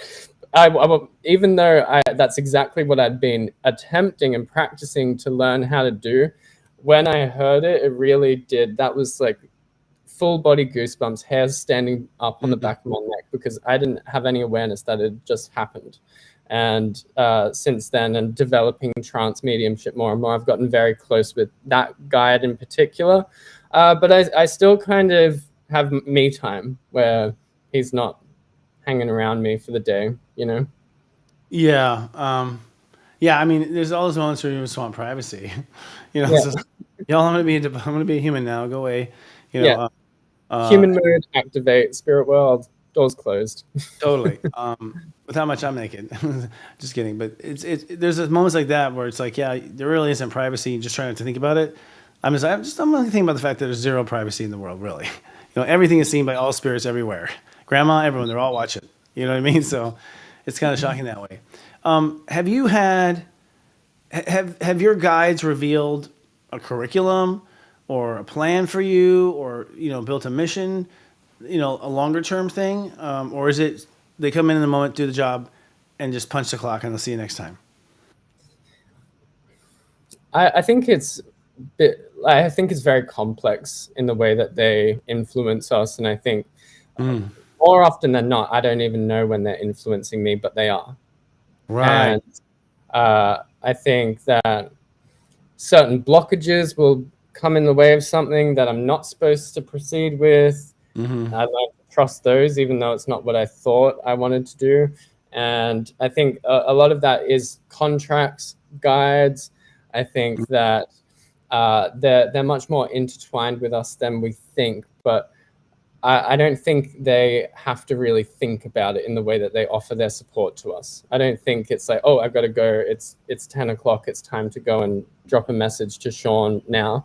I think it's just a blend that means that their knowledge, their influence is present within me, and that's how the communication happens for me. That's definitely true for me and Archangel Ratziel, who I didn't even know was an angel. I didn't even know there was an angel named Ratziel. I didn't even know. And someone else told me. I'm like, what? And then once I started to tune into it, I was like, oh, it's like I'm in his head. Like I'm in his head is what it feels like. I'm in his head and I have access to his knowledge. And so I can scour the universe with his eyes, particularly for timelines. I mean, in a reading, he gives me the timeline. But there's now also this rapport between the two of us in his head, where he'll, sometimes he'll comment on like the client, like, here's another one, like Right. those like little sides like that. And With so, you. yeah, with me, it's just a private thing, it's our rapport working together, at the bench or whatever, that's really kind of rewarding and fun too, that you keep to yourself, Do you find that your guides will tell you stuff and then say, don't tell the client this, but Well, I think that when I'm working and connecting into somebody, I know that I'm going to pick up on multiple different layers of things. And some of them I have to be mindful of what I share or what I don't share. I'm not one of those readers who thinks everything that I pick up on is my responsibility to give, because I think we're nosy, and I think that we can go into areas that aren't of service to their highest good. We can become aware of things that aren't actually the purpose of them being there or the need of them being there. So if there's ever something that's not going to be of service for someone to know, or it's going to embarrass them or leave them feeling less expanded and optimistic and hopeful in leaving that session, those are often things that I will choose to refrain from sharing. If it's something like a warning that I know that they're going to be able to do something about, well, then that I could deliver and offer them suggestions of what they could do to prepare or avoid something like that from happening. But I definitely don't think that like we only pick up on things that are meant to be shared. Okay, I'm on the same page with you. And I think sometimes it's from my education. I mean, I feel like I'm being schooled in the school of light, and sometimes they'll tell me something, and it's like, oh, that's interesting, But there's just a feeling. There's like this feeling like of a pull, if being pulled out like a horse. That's saying to me, don't let this out. Don't tell them this, but kind of thing. Now we have like a rapport where I know what shouldn't be said and whatnot. And sometimes I think that they, like for instance, this is common. Am I going to end up with my man? Is he the one? And you're like, no. Like instant no. Like he's a loser or whatever. It's not going to work out. Your man is like 5 men down. 5 men down. And it's like, huh? Like what do I say in that moment? And so in that moment, I feel like I'm being told that because to help her, usually her, cope with change, cope with the fact that it's not always, give her a lesson there that, about life and things like that. And if I understand that she's about to go through hell for the next 5 years, I'm just preparing for that hell at that point, and that information helps me help her prepare for the hell without letting her know what I see. Yeah. And I think also we have to be aware of that, like truly no outcome is definite. Correct. Like, we can change an entire timeline based on one decision. And that's why I think as readers, we really have to always refrain from saying, this is what's going to happen, and go, these are the potential timelines, and this is how I see them playing out. This is what you need to do to align with the one that you want to have, or the one that you want to experience. Because a lot of the time people come to us wanting us to make decisions for them, wanting us to, tell them to do something because they can't make up their mind. But that's not on us to do that. That's our job to lay it out, show them everything, prepare them, give them all the tools, and then send them on their way so they can be best prepared to navigate whichever one they want to follow. Yes, I completely agree. What about? I mean, do you have a teaching component in your work too? Yeah, Yeah. I mentor people who are exploring their abilities and run a bunch of different courses for different levels of mediumship, and people who just want to explore their intuitive abilities, want to learn how to kind of connect in more for themselves, train their ESP, read auras, kind of do a whole range of things like that. Interesting. Do you have any knowledge of your past lives? Yeah, yeah.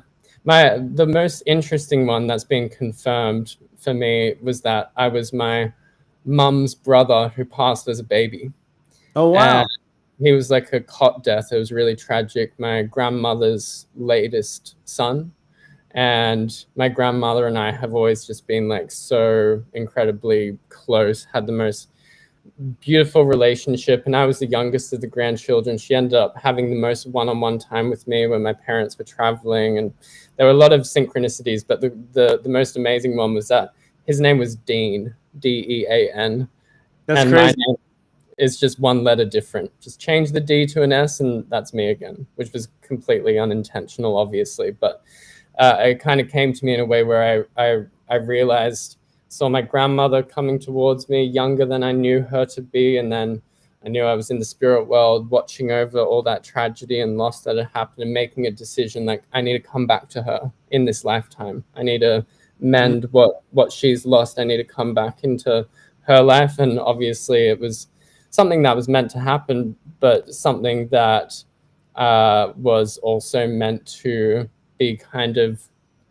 repaired as well, I guess. I have a very similar. It's going to blow your mind. So, I was my grandmother's first baby who died of pneumonia. Right. Yes, and then my father was born. His name is Dean. Ah. Oh, Whoa. I know. I know. Let's keep it quiet when you're telling the story. And so my grandmother recognized me as her son and like had to kind of keep her mouth shut. But my mom, who's psychic, always saw it. So it was like jealousy between them. He's my boy. He's mine. Mm. I had asthma my whole life. I had pneumonia. 3 months being born, I had pneumonia right away. So I was grieving as a baby. And then my father and I fought all the time because like now I know why I had an attitude about him. Like, you're my fucking kid brother. He's my Yeah. my father's my baby brother. You know what I mean? And it's weird how that happens. But I came back in the line as soon as I could. Which was the firstborn of the next family. So it's Wow. interesting that those weird politics, huh? And that's crazy that we have such like similar stories that overlap at such strange points. And that just goes to show what it's like with what we were talking about before. Like some days you'll read for the four same people, you do the four same things, and like that's exactly the same as what's just happened here. Totally. Yeah, and Grandma's the one who saw me and knew me and helped me come. I mean, I'm who I am because she encouraged all this. Like very young, telling me, sending me messages about who I am and what I can be capable of, and she comes through every reading. That's something about people. I don't know if people realize about mediumship. I didn't know what to think, mostly because my father was overbearing about beliefs. So he's just overbearing about this is the way it is, and he was actually right, but his insistence that he was right and that I was wrong just made me close the door and not listen to him. So it took a while to thaw and come up with my own beliefs. So what happens is like once these people pass away, I'm a reader, you're a reader, we'll do a trade. Grandma comes through. Grandma comes through. Grandma. It's like everywhere, like it's not like a subtle thing. It's like they come through and they say the same message and it's like, no, don't tell me, Grandma. Like they start describing, these people. So you get like crazy affirmation. You said earlier, and it was affirmed, Tell us what affirming is, in your opinion. I think affirming in the sense of like trying to get a feel for what has happened for you or whether something is accurate and true is we have this knowingness within us, and then the universe, the spirit world, our guides, God, all have a way of proving or giving us signs and evidence that the things that we suspect and the things that we feel are in fact true or to be trusted. Yeah. Yeah. I mean, so I literally will have, I literally will have affirmations that blow you out of the water where in one, a medium was telling me, oh, you were this person in a past life, this person. And I'm like, bullshit. Like, the bullshit meter goes right off. Now I realize it's like, if you have that reaction, it's because you were still pissed about that life, right? Like, you want to hear that. Like, now I realize, I was in denial. But then it was like a week later, a good friend of mine comes up to me like, dude, I did a past life regression. You know who you were? Like, shut up. Like, so you get these goosebump affirmations, at least I do. And I think maybe it's because I'm in this business. I'm here to help open the door and make people feel comfortable about this stuff. But it's like so undeniable in your life, so undeniable, and you don't know if someone will believe you when you tell the story, but you have no doubt. Yeah. Yeah. Definitely. Yeah. So what do you think it seems like they're just upstairs watching us like a football game. Like, what is your impression? I think they're definitely invested and they're definitely observing. But I think that it gets very complex when you start to look at how time doesn't really exist within the spirit world, and linear scale is just an illusion, everything like that. But I think they're available. As soon as you think of them, they are with you. As soon as you wonder if they're trying to connect with you, if you wonder if they're trying to send you a message, they are. So much, the veil is so much closer than we think it actually is. It's not some place that is separated by us through distance. It is just separated through us by vibration. And if you all just reach your fingertips out and start wiggling them to the side of you, wherever you're wiggling your fingertips, that's how far away the spirit world is from you by distance. And to connect with them, all you have to do is expand your energetic field to where that would reach to. And that's the vibration that it overlaps. So to talk to us, what you're saying is they expand their vibration to, come into our aura, come into our energy field, and that's how we make contact? I think it's more us that raise our vibration to meet them. Like, for a consciousness to be able to lower its vibration at all, it needs a physical vessel to do that.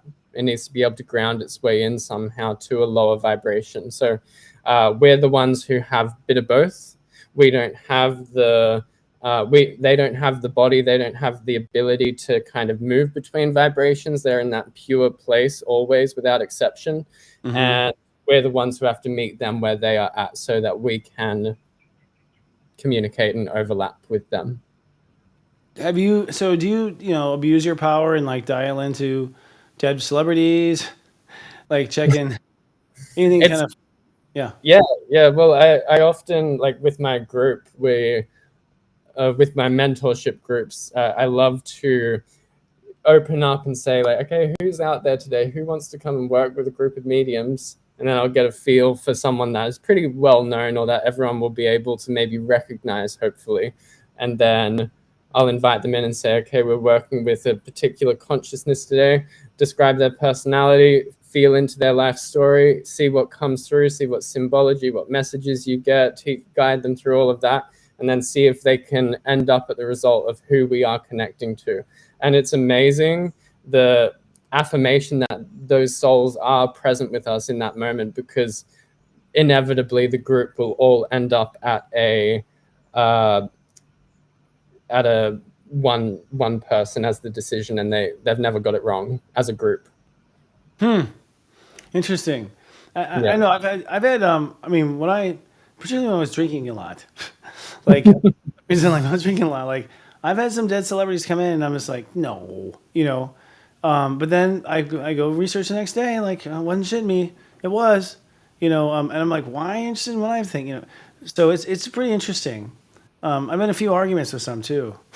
So the ego's still there, like some's still there, right? So I think we can kind of call upon them, and they're there to talk to us as easy as we can think of them. So anyone, if you've got any major celebrities that you absolutely adore, don't worry, because when they do transition, you'll be able to talk to them on the daily. You'll have a personal relationship with them at that point. So don't be as devastated as you would naturally be without that. That's a good point. Actually, it's a very good point. You do have access. I recently had it's kind of interesting too, just to share stories. That I was mispronouncing something, over and over again, And a colleague of mine was like, maybe that's this friend we know that died. And I was like, huh, maybe it is. So I went to a person that works with us who can dial up anybody, and sure enough, it was. And it's my boss from TV from 20 years ago. She was giving me notes on one of these shows. She was butting in to like give me an opinion, like literally trying to help me make better TV. And I was like, holy moly, like this is, now it's jumping off the page. Like as far as cooperation between living and dead, you know, real cooperation, really there to help, and really cares, like wants her guy to win, you know, kind of thing. And you feel the love still for that person, and the connection. And I could swear I felt her around a few times, but you know, you back that stuff off, right? Yeah. Into that moment. So, so I went back for more advice and asked a few more questions. Seriously, I'm trying. I'm like, why not? Might as well have that advantage, you know, in life. You know, someone's up there looking from the top. Do you feel any sort of agenda, you know, as far as the Earth story is concerned? Because what I heard is allegedly in the Atlantean period, you know, there were people like yourself that all you did was all day make phone calls up to heaven, you know, and come back with answers, come back with answers, come back. That literally the first versions of Atlantis were run by heaven, you know, with down to disciples and to government, you know, like, so literally from heaven down. Yeah. The world seemed to be coming closer, do they not? I mean, do you see, is it heading anywhere? I definitely think so. And I think everyone is realizing that this connection is not just for like special people. It's not just for people who are uniquely gifted or anything like that. Everyone is a soul consciousness, so everyone has this potential within them to an extent. And I truly feel like the Earth goes in cycles the same way everything else does.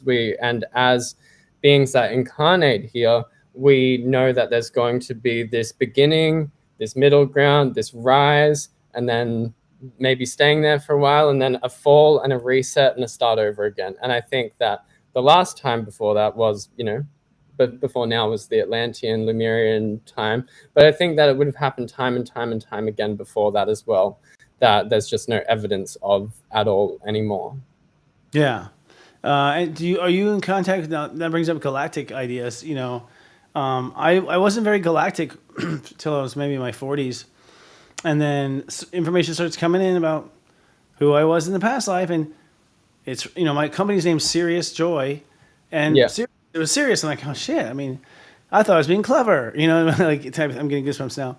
So it's like, and sure enough, you know, my past life wife from Sirius like recognizes me, and she's like, we were married on Sirius, you know. It's just like, and I'm like, I believe that, you know, like kind of thing. Have you had contact with where you were before Earth or any of that galactic connection? Yeah, definitely. That's another whole aspect of what I do, and I'm running like a Star Beings retreat here in Bali later this year. Ooh. So I'm all about it, and I'm all about bridging that world as well and creating direct contact with them. But I don't think that any of us have only been to Earth. I think I think that we just are able to pick up on those memories much more easily than off-Earth experiences, because of the fact that we're filtering through the lens of an ego mind and how we perceive ourselves now. So it's much more easy for us to gather those memories from other lifetimes rather than ones where we had a completely foreign body or state of existence, even if it wasn't a physical existence, but it was still a incarnation of some kind. So I've definitely had glimpses and memories and picked up on things and communicated with beings that are off Earth, that have had a deep resonance with or a knowingness with. And I don't believe that there's certain people who are starseeds or have like influence of different kind of off-Earth planets. I feel like we all have been everywhere. We're not as new as we think that we are. We're not just a few in. We've been doing this for a long time, people. I know. I recently connected to Mary Magdalene, which is something she's coming through a channel at Serious Joy, which is in itself like humbling. I mean, you know, the wife of Jesus. You're like, okay, you know, like, what do you got to say, Aunt Mary? You know, but one thing she said to me was like that her and I have known each other for like 20 or 30,000 years. You know, I was like, what? Like, it just blew my mind as far as, you know, you know, and also just I think there's a team of us like that we just go around doing this, you know, like it's like Legos. I like going building planets. Let's build a population up. Let's have some fun, you know.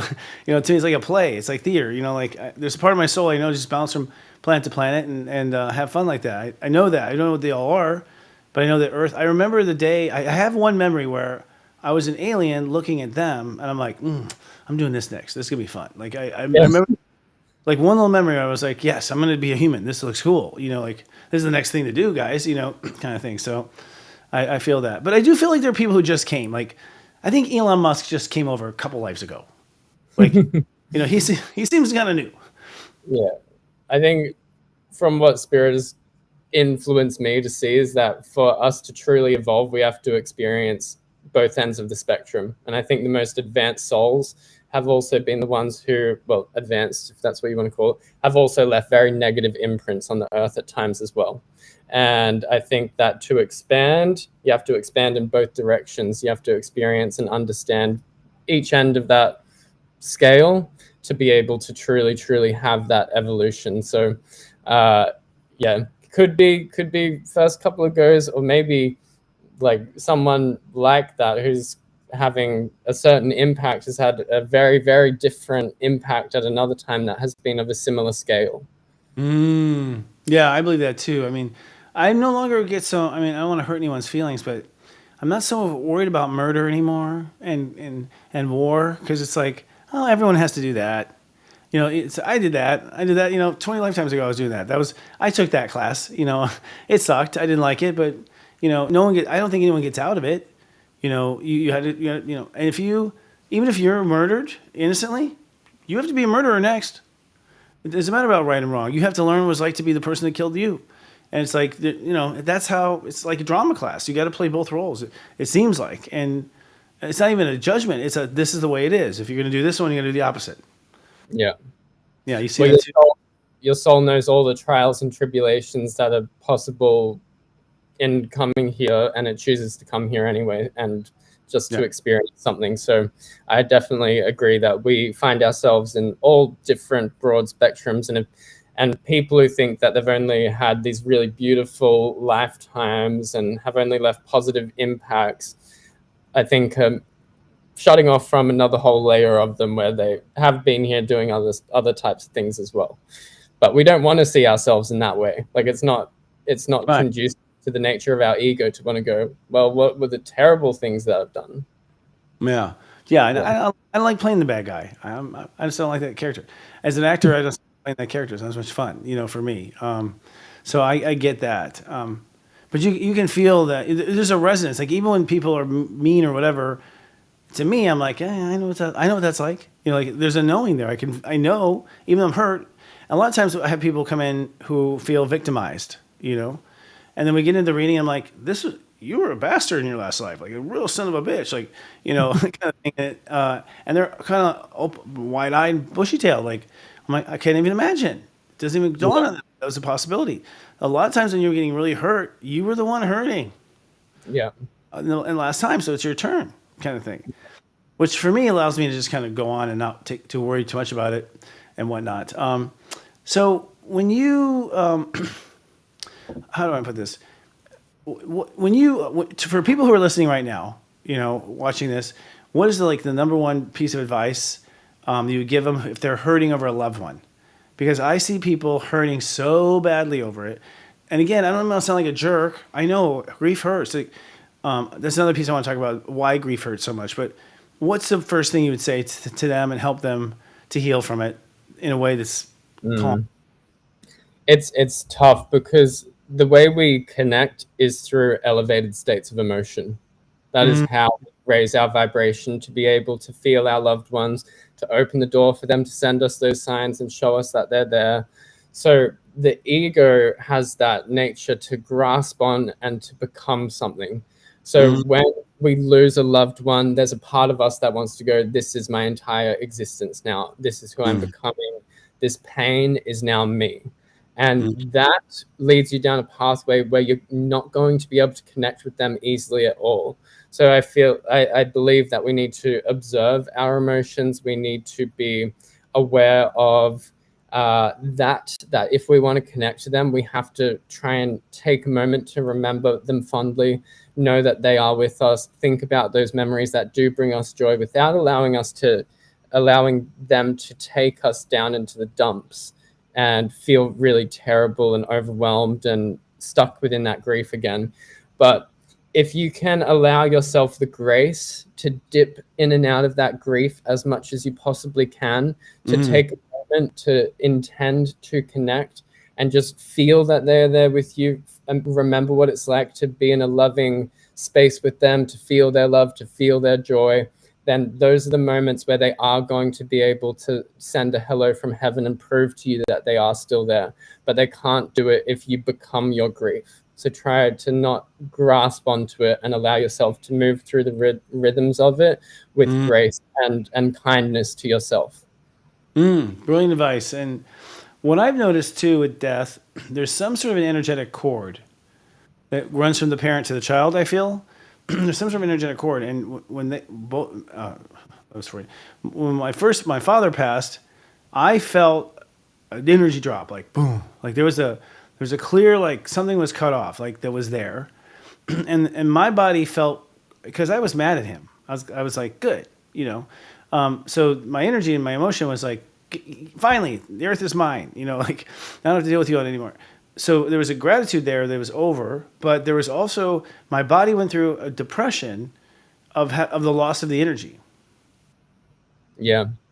Have you noticed that too? Like, is there something being cut? Definitely. And even if you don't feel like it's there, you know it's gone when you lose it. And I haven't had that experience myself, but I've seen it with many, many people. And like, we're angry with what people can be angry with someone until they die, and then they're like, I thought I was going to be completely fine with this. Why am I having all of this emotion? Or why am I so confronted by this?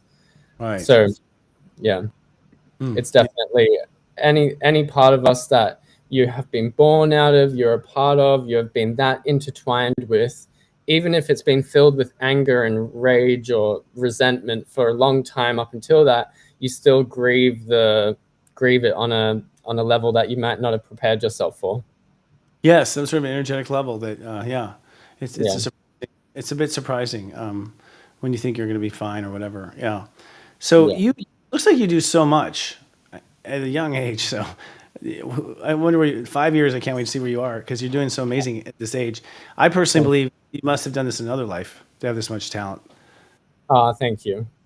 I definitely have had memories of being a conduit of spirit in other ways. But one where I was in England and just drove off the road and found myself at this church where I went into this trance-like state, and I became the version of myself who actually lived there.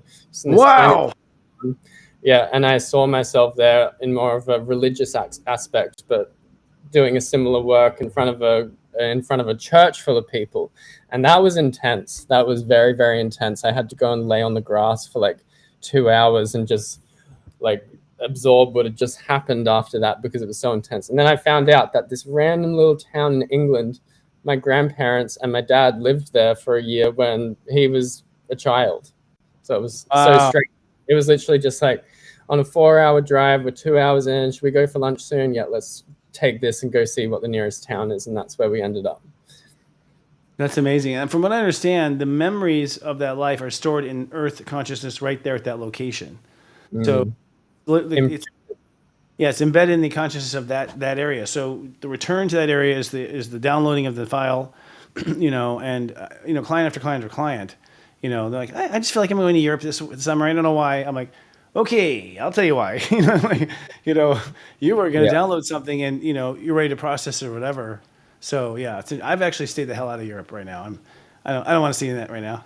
I don't need to download it. Not ready to open that door just yet.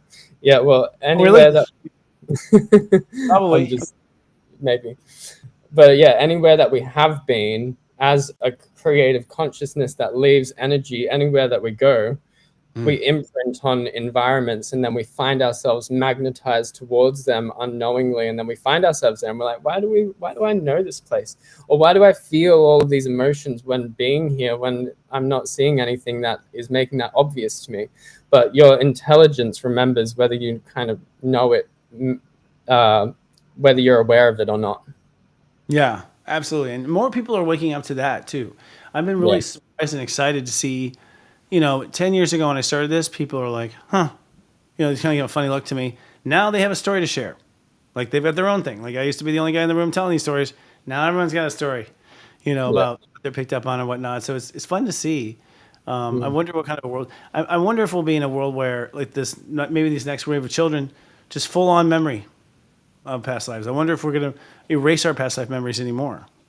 Well, yeah, I think there's so many. Like, where do we even start? Yeah. Yeah. Yeah. Even the chart only shows a few. It doesn't show all of them. So tell us how people can work with you without having to fly to Bali. Well, if you want to come to Bali, you can. Okay. But at the moment, I have all my courses, all my things that you can learn from. I do have one-on-one readings still, but there's nothing available in the foreseeable future at the moment. But I'm putting all of my energy into a book at the moment. So I'm writing a book. But if you're in Australia, I am going to be doing a tour later this year. I am going to be doing some shows and doing some live audience readings and connecting to people. And that way, it might make it over to New Zealand, I'm hoping. And then I'll be somewhere, hopefully, where I can connect with everyone who's watching if they want to. But I also am very excited to get back into my readings and doing more online events and all of that. But SeanPsychicMedium.com, you can find anything and any way of working with me there. Wonderful. Yeah. Well, we've all come together via the internet, so it's not a far.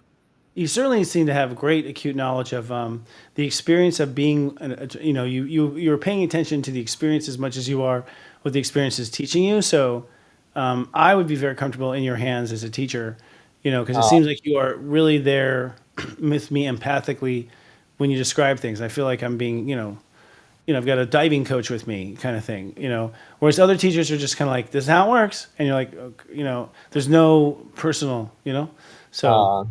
Thank you. But yeah, I do really believe that, like, you have to experience it for yourself. You have to feel it. You have to kind of have a resonance with it for it to stick with you. Otherwise, it's just going to go, oh, what does that mean? Yeah, and I'll just add to that for people watching, you have to ask for that. I mean, you're not going to force an experience on you. You have to ask in your heart, like, hey, show me something. And at that point, you're open. A lot of people don't ask, and so heaven don't tell. You got to open that door for sure. Oh, excellent. Well, I hope we cross paths again. I'd love to have you on again sometime. Thank you so much. It's been a pleasure. It's been a pleasure. When you have your talk show and I'm out traveling, we'll flip roles, so it'll be great. And stay backstage for a minute before you pop away, and we'll say goodbye there as well. Thank you so much, Sean. Nice to meet you. Thank you, everyone, for listening. Thank you so much, everyone. Thank you. Bye-bye. That was lovely, Sean Collyns. It's so interesting to see the different. It's just really cool to see the different personalities, around the world. Just to see different cultures and how they popped in. There's like a common vernacular amongst us light workers, and it's cool to see. It's just cool to see because it's, when I started on this, it was a very lonely path in the sense of I was one wackadoodle among, it was the next wackadoodle was not 10, 20 miles away. Like now there's wackadools everywhere. It's like pretty, less lonely. And also, it feels like we're building something, which is what Unite the Light's about, by the way. If you're watching this and you want to be a part of this, what we do, I think it's a big part of the future. I think it's going to be more popular than cashier clerks, honestly, as far as light work is concerned. I feel like it'll be the biggest industry in the future because, frankly, there's nothing else to do. Once robots are doing everything for you, what are you going to do? Spirit world. I think you're going to start going down that path and opening up your consciousness there. And so, Serious Joy and Unite the Light and the people that I work with, we're really interested in setting that up and creating some connections. So that's a plug. I'll tell you, Unite the Light will have tickets available probably next week. We'll make an announcement for that. We are just putting all the pieces together. It's turning out to be a lot of fun doing that as well. And a few other announcements I have, which we're going to be not doing here in the future. I'm going to be kind of making this part less boring with me talking all the time. But let's see here real quickly. Too many notes, too many different things. About 5 documents open right now as far as where the notes are. Here we go. So some announcements we just want to make real quickly before we go. One of them is Serious Joy. Old Unite the Light. I naturally went there. We have tickets and sponsorship coming soon. You can be a sponsor right now at Unite the Light. You can get ahead of that and buy yourself a nice prominent placement. We're being really creative about where we put sponsorships. And so people really have an opportunity to be introduced to these people. We're talking about several hundred people who all believe in this. So if you are, a reader, if you're a little reader in Nebraska and you just don't, everyone in your town don't believe in this, advertise. We're not outrageous. We're very affordable, and you're going to reach your market. Sometimes that's how you have to do it. But we'll have details on that coming up next week. Don't forget the Love and Lust reports. Bow, bow, wow. They're available right now live. They've been remastered on SeriousJoy.com. You join us for $3.99. And I'll tell you a little secret. There's a way to re-engineer it so you can listen to your wife and your husband and everything else. So there's a way to listen to a lot of them. But join Serious Joy for just $3.99. If you want to be on this path of where we are, you have to join other people on the path. And that's what Serious Joy is. We're all together on this path together. And why do it alone, right? Right.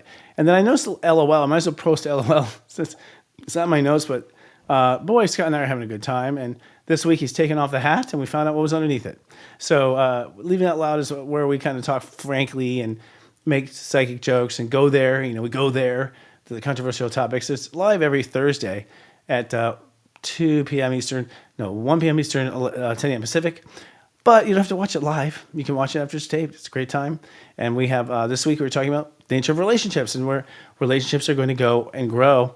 Again, you can advertise on Serious Joy and our TV products. Just email us at advertise@seriousjoy.com. Advertise@seriousjoy.com. One thing people may not realize is we use astrology to help place your ad. That's why it's ad intuitive. We're not just putting it out there on a Thursday.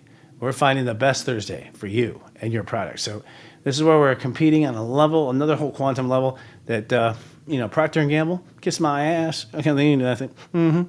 All right, and don't forget, sharing is caring. We appreciate you. The best thing you can do is share us with your friends and family because that word of mouth is priceless. We have the Facebook group at seriousjoy.club. So if you'd like to hang out with other people like yourself and not feel weird about posting a reincarnation pic, you can do that there. If you want to know more about us, go to Linktree at seriousjoy.social. Where you'll be able to see other places. I've got 3 new interviews to post there. I've been doing interviews like crazy. And so I got a new one I have to post recently. So I'm going to post that. If you want to hear me talk about stuff, And some people like to listen instead of watch. So we do an audio podcast. We call this a TV podcast. We have an audio podcast available on Spotify, Stitcher, and Apple Podcasts. Because we don't have credits yet, I'll give credit where credit's due. Good credit to my co-executive producer, Diane DeStefano. She rocks. Our graphic artist, Christopher Sage, is doing a great job. Our director, Adam Tim, is doing great. And our intuitive advertising executive, Jenny D, is doing phenomenal. And probably the best of the best, the bright stars that they really are. The brightest stars in the sky are the faculty of our club and our service. That's Robbie Hunt, Kristen Ryder, Gwen English, and Daiki Okamoto. By the way, Daiki and I are on Instagram every Thursday, doing Instagram Live on the Serious Joy Instagram channel. So if you want to come hang out with us then, Daiki and I have some brother talk, some boy talk over spirituality. And an extra special thanks to the SJ Light Runners, which is a group of about 14 people who volunteer every week because, the spirit is there. The money isn't always. So we thank you. We appreciate you. All right. Now, friends, that's all I have to say. I'll have to say I started today feeling very cranky and I feel good now. So some things do change just by moving into the light. I'll see you in 1 week with more. Remember, I love you. Live, love, be.